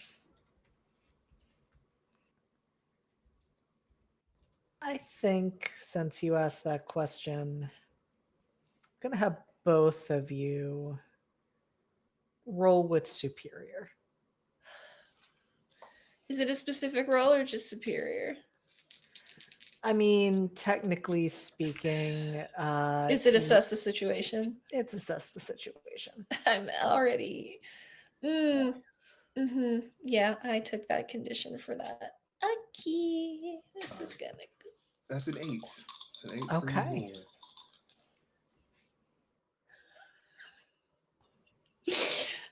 So with the negatives, I have because of you took guilty and my superior is already in a negative. That's a 0. I'm imagining that Scylla just looks around, gets overwhelmed, and just lays on the ground and starts to cry. Oh, Oh no. Lord. Oh no. Just right in a bag of snow. I mean, no. Immediate, like you just go crumple and you're immediately scooped up. Okay. I'm sorry I couldn't see it and I made everyone Hey, stressed. It's okay. There's a lot going on right now.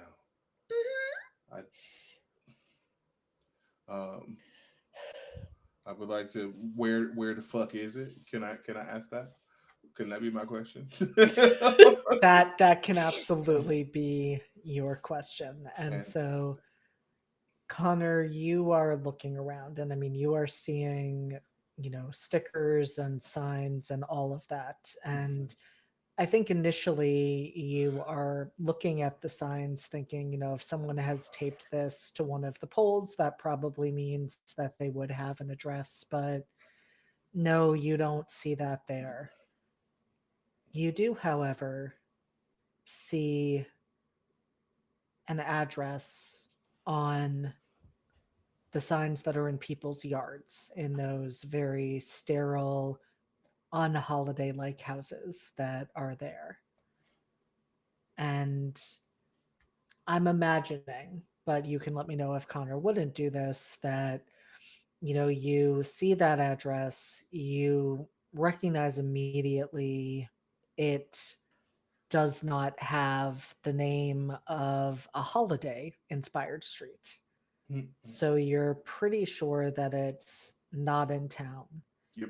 And you catch the attention of a guy who had probably been checking you out at some point today, who walks by and seems very eager to help and notices that you're looking at the sign and says, "Oh, yeah, that's right down the road, past the town sign.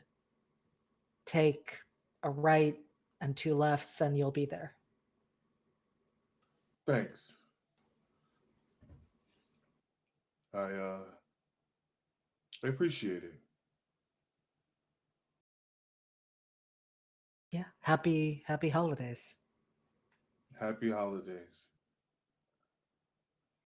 And he just looks thrilled to have gotten a happy holidays from you. Pat, pat, pat. Oh, you touched his arm, like he looks ecstatic and repeats, yeah, happy holidays, and then keeps walking. Just like, what the fuck is happening? It's just full what the fuck face. Okay, well, now we know how to get there. I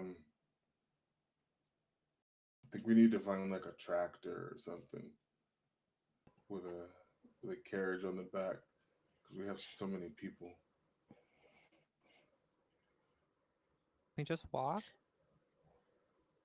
Is the street plowed? You do see horse-drawn carriage rides right Horses? around the town square. Could we do the carriage, Connor? Sure, Priscilla. Thank you. Like they have bells on them. They do. The silver bell. Yeah, that sounds really nice. Okay. All right. Just gonna keep scooped.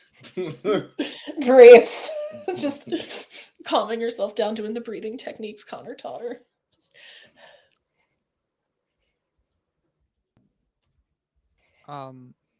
As we all make our way over to one of the carriages, I think Mara is just going to bump Valen's arm. Not for more than a second, like walking past him, and just say, "You're right."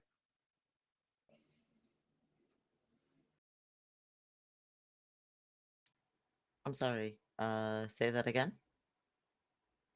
Do I have to? Yeah. You're right, man. Good job. Wait, what exactly was I correct about? Head nods to Ellie.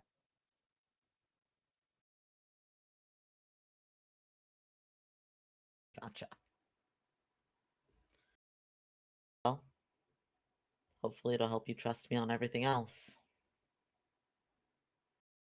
Yeah, man.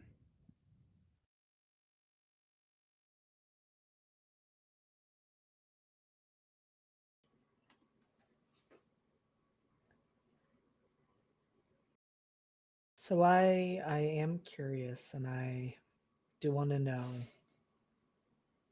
You have the 5 of you plus Rook, Casey, and insubstantial Gray. Do you all try to fit in one carriage together, or do you split up? Fit. Absolutely not. I'm not sitting on Q, stop anyone's talking. lap. Fuck Fit. you. No. Fuck you. Yes. There's no way that Connor is fitting with the rest of you motherfuckers in a carriage. We haven't tried it yet. And we're not gonna. That's quitter talk. Can't quit. Connor's if you a never quitter. start. Jot that down, everybody. Can't quit if you never start. It's everybody else smushed into one carriage, and then Connor, Mara, and Valen sitting in silence.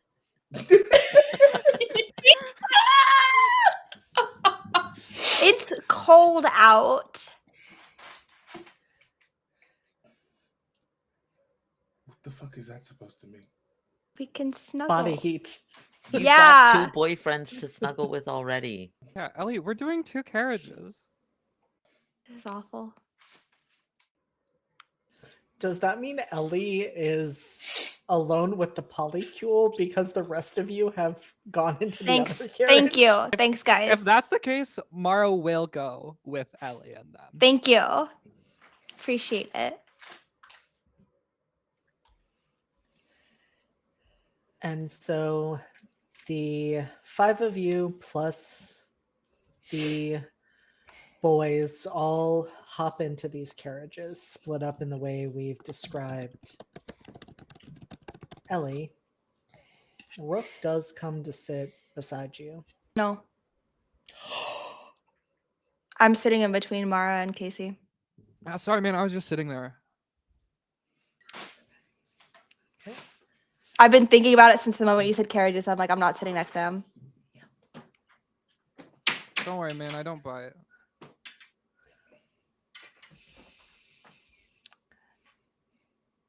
And I imagine since you're both now looking for it, you see that moment of frustration on his face that he quickly hides and covers with a smile and settles down on the opposite side of the carriage from you. And before we move to our closing image, I just want to go around and hear what is going through each of your characters' heads as the carriages begin to make their way out of town,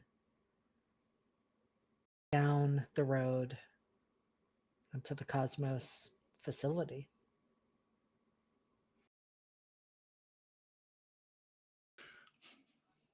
Sorry, Q, I'm volunteering you to go first. that's fine. I think there's a lot of uncertainty. Not only what they're walking into, but what they're going back to.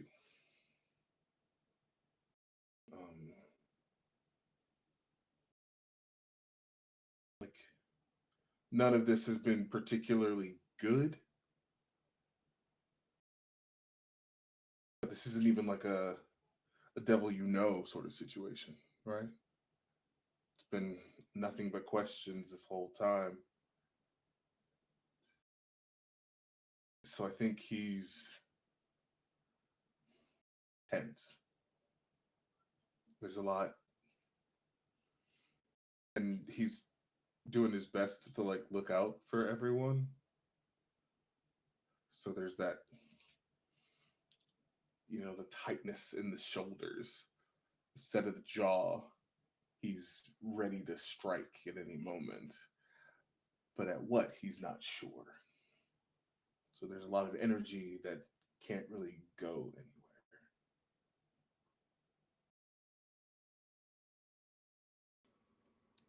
And that's especially hard to sit with when you're sitting in a box that is moving. And even with the few amount of people, it's still too tight. It's too small.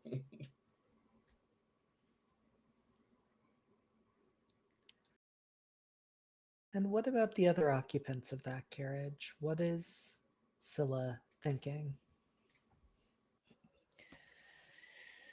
Scylla, now being calmed with the bells and the horses and Connor, and the group is together. It's just kind of processing of, oh shit, this is really bad. And this was supposed to be a cute holiday thing. But she's just trying to understand and not really finding any good answers for why did I suddenly make someone forget something? Why did Connor look confused about me talking about the tap tap tapping in my head? That must mean it's not normal. Uh-oh, another puzzle piece. Who's the thing in the sky that's watching me? I don't like that. And uncertain of what they're going to find at Cosmos, worried again about Ellie, what with the cure mention, and thinking, oh, she could get sick again. And they have a time limit to get out of.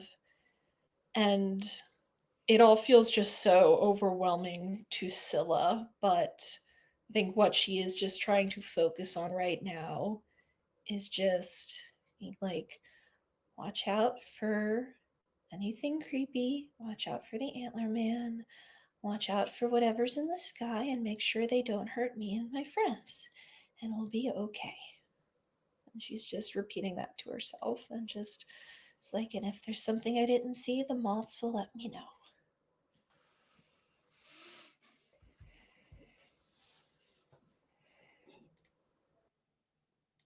You're muted. Thank you. What about Valen as he is sitting with these two others in the carriage? Valen is thinking about buying time and how he is possibly going to do that and keep everybody alive and make sure that Caleb is able to bring everyone back out of this. And I think that there is a lot of responsibility weighing on them. That he has not felt since before Hemlock. There is a lot of anxiety around, I have to make sure that everybody here is okay. And Valen is, at least since coming to Hemlock, very much used to just looking out for Valen. So this does not feel great, but I think it's definitely, it's, the anxiety is sitting high in his throat right now. And you're right, that is a really big shift for Valen to go from I'm just going to look out for me to fuck, I'm feeling responsible for all of these people. Yeah.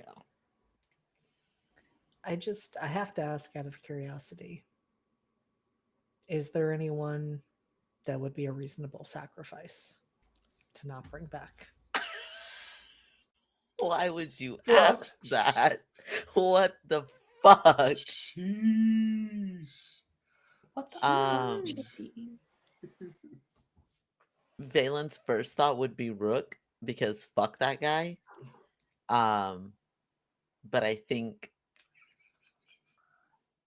out of the sort of the ones that Valen actually feels responsible for, I think Valen would trust. Fuck.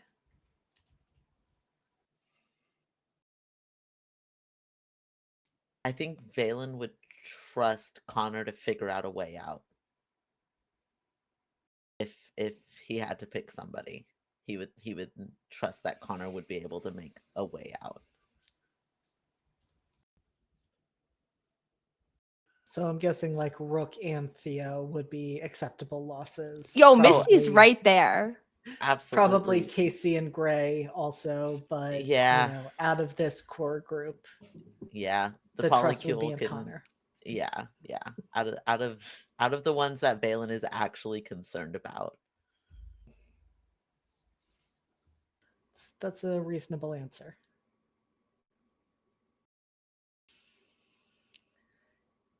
And I'm gonna then jump up to Mara as we pan over to the other carriage. What's going through Mara's head? Mara is sitting squished in between Ellie and Zane.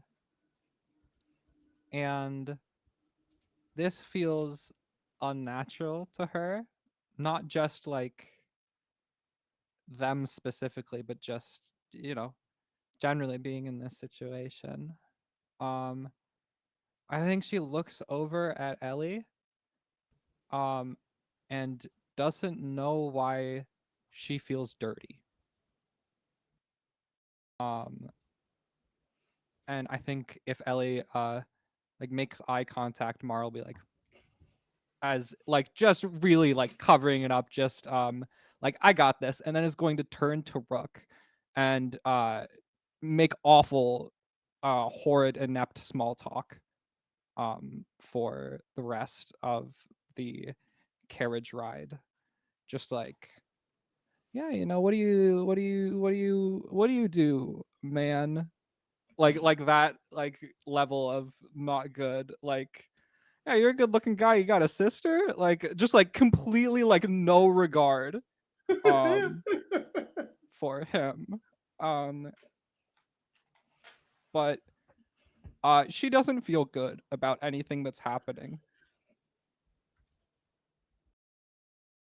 Honestly, though, iconic, Mara, to have that be the conversation that is going on and those attempts being made. And I suppose it is a helpful distraction to have that small talk, no matter how halting and awkward, at least allowing there to not be silence. Or maybe that's even Yeah. worse. Yeah, just I think really trying to not let Rook focus on Ellie. And speaking of Ellie, what is Ellie thinking?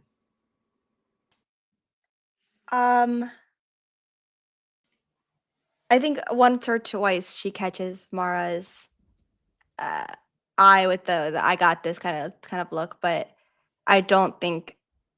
I think there's like a small smile that's the forced "I'm trying to be okay" smile again, and the rest of it is just a thousand-yard stare, racing thoughts of running through every single moment between the start of waking up that morning back in her bedroom to the hospital to now.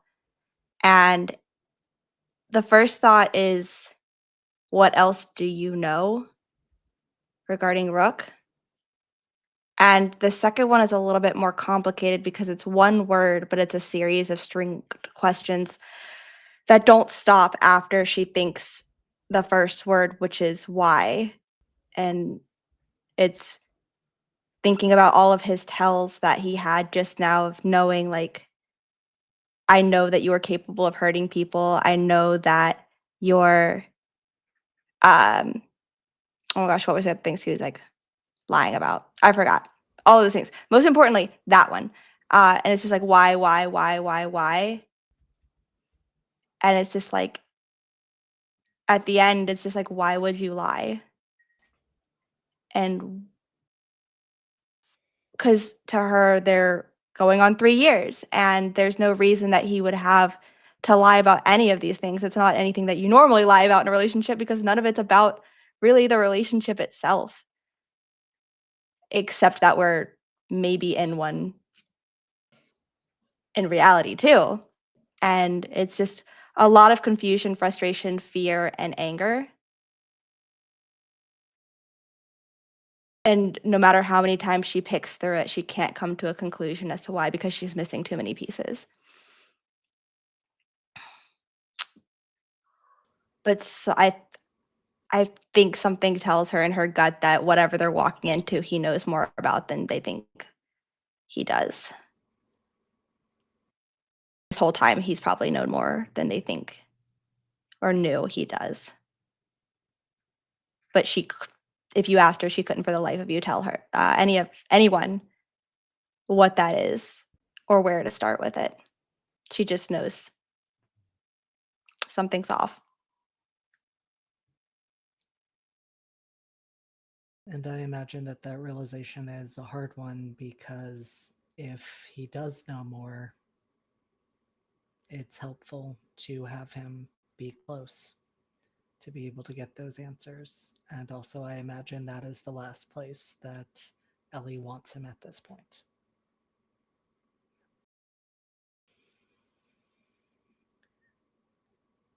And as we draw back from those carriages, as they make their way down the road, hooves and horseshoes clicking and clanging on the street, sparks even coming up a few times as the horses pick up their pace. We see that those carriages are not alone. Off to the right, moving through farmland and fields, there is a figure keeping pace with the carriages. And there's a moment where You wonder, is it a deer? Is it something like that? But no, it's a humanoid figure, and it's running on two legs. It just has a rack of shadowy antlers. And as we draw back a little bit further, we see a small, nondescript building just a little bit away. And a sign lit up that says Cosmos on it. And we hear the clock back in the town center strike 5. And that is where we are going to end tonight's session. We've had a time, haven't we? Boy, howdy. Happy holiday episode. I was so excited for holidays, and now I'm just sad. Holidays aren't over. We're still in the Christmas town. I don't know what Happy New Year! New Year episode. Yay! Merry Yay! Crisis! Merry Chrysler. Happy Honda days. Happy Honda days. It's a Toyotathon household, actually. All right, so it is a little bit later than we usually go, so I'm going to have everyone go around, do their outros, remind you of the amazing stuff that they are doing, and I will end with Kian, so I will start with Harp. Hey everybody, I'm Harper. Oh god, I always panic when I get here. I am here every other Tuesday. I am on High Shelf Collective every other tomorrow. But not this week. What else? I'm gonna be doing a show on Entropy Emporium called Star Shard that should be happening in like late February that we're pretty excited for. And then I make YouTube videos on youtube.com/harpingharp. And I'm actually making a YouTube video as I say that. We're very close. And that's it. Thank you guys. Thank you, Harp. I'm going to jump over Kian and jump to Q. It me. Hello. Hi, I'm Q. I played Connor. When you're not seeing me here on your Vidya screen, you can find me out on the internet at Midnight Inc. That's midnight, no more underscore. INQ. Q is my name. I'm sure you get it. Save a horse, ride a cowboy. I keep making cowboys. In fact, you should see one such cowboy. Probably not going to wear this hat because it's small as fuck, but you may see one such cowboy coming up on the Sunday, and then the next 2 Sundays after that over on Tales from the Table Studios. We're doing a little mini series called the Celestial Railway Job. Yeah, it's going to be giving. We hope that it's the vibe we're going for. It's going to be giving Cowboy Bebop. So just come out and see your space cowboy. Other than that, I'm over on Live from the Apocalypse on the opposite Tuesdays from this one for Nephilim Tenebris, where I'm playing Cassidy Starrunner, another space cowboy. It's a great time. And then on Thursdays, Redacted, JD's psychological thriller where we're all full of ghosts. And then Saturday, which I believe it'll be this coming Saturday, is Class Reunion, where I'm playing Kira, who is the non-isekai in the isekai game, who's having a great time. There will be other things and also stuff. Black History Month is right around the corner, so you will probably see me about. Other than that, love you, see you, bye. Thank you, Q. Jumping over to Steph. Hi, I'm Steph. When I'm not here playing Scylla, you can find me over at Live from the Apocalypse. You can find me every other Thursday in JD's psychological horror game Redacted. So many ghosts. Someone had a playbook switch. Growth. We love growth. Hopefully, it'll keep growing in the right direction. You could also catch me in the next upcoming season of Secrets and Shadows because we keep bullying him into giving us more seasons. Season 4, and maybe we'll have better luck with relationship choices. Other than that, you can Fucking see me hope. around here, and we'll see what comes up in the future. I fucking hope, bud. I hope. I don't You want to missed- say it can't be worse because I know JD. It could be worse. Maybe Listen, you- in don't Monster trust- Hearts, I've done almost nothing. You have all done this to I yourselves know. and each I other. know. You drafted this to me. I know. They're great. And I hate to have to say this, but LC talking about relationships and what poor Ellie has gone through tonight. Yo, I didn't expect it. I'm gonna be real. I didn't expect it, but here we are. She'll go back to him. It's fine. I know this in my heart. I do. It's gonna be awful. It's gonna be so shitty. I just want everyone else to suffer because I'm not ready to hit him with my car yet. But we're learning. Anyways, I'm LC. Steph isn't allowed to make better choices next season because I can't be the only one making bad ones. Thank you. I'm optimistic on all social media. I don't know. Sometimes I post things. Other than this, really, I've got only one other thing going on. This upcoming Saturday and every alternating Saturday, I am in Path of the Fates over on Tales from the Table Studios. We just pulled some great fuck shit because someone, Cass, tried to screw us over again every time I play a game with her. And now I'm gonna kill her. So that's about it besides here. And maybe some upcoming stuff in the future. I don't know. Wait, what month? It's still Ominous. January. It is Still still January. January. It's not is February the yet. 7th of January. Well, and actually exactly 1 month from now, everybody go see Heart Eyes because it's gonna be great. No, That's it. not doing that. We do not have any sponsorships or endorsements, don't. just for the record. We don't. If you want to see Ellie be a final girl, that's it. That's it. Maybe. I don't know. She might actually die. All right, and I'm gonna let Keen go last so they can do the channel wrap up stuff, but I will keep mine short, sweet, to the point. Find me at JD Not Jason Dean on socials. That is the best way to find out where I will be on any given night. When I am not here, I am with Live from the Apocalypse, and that is about all you need to know. I guess the one thing I will add an extra plug-in is I will be with Guild Superior tomorrow for the start of House of Eidolons, where I will be getting to run some cyberpunk heists, and it will be a good time. But that is all for me. So I'm going to pass the mic over to you, Kian, to bring us out and talk about any channel business. Hello, everybody. I am Kian. I have been Valen.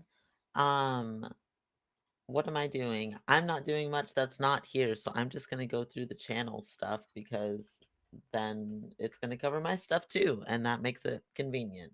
Every other Monday, follow the Ashen Throne, a political intrigue D&D 5e actual play, GM'd by Will.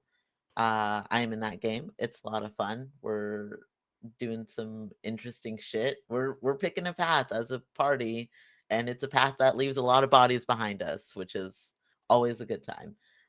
Every other Tuesday, obviously, we're here, but they call us villains.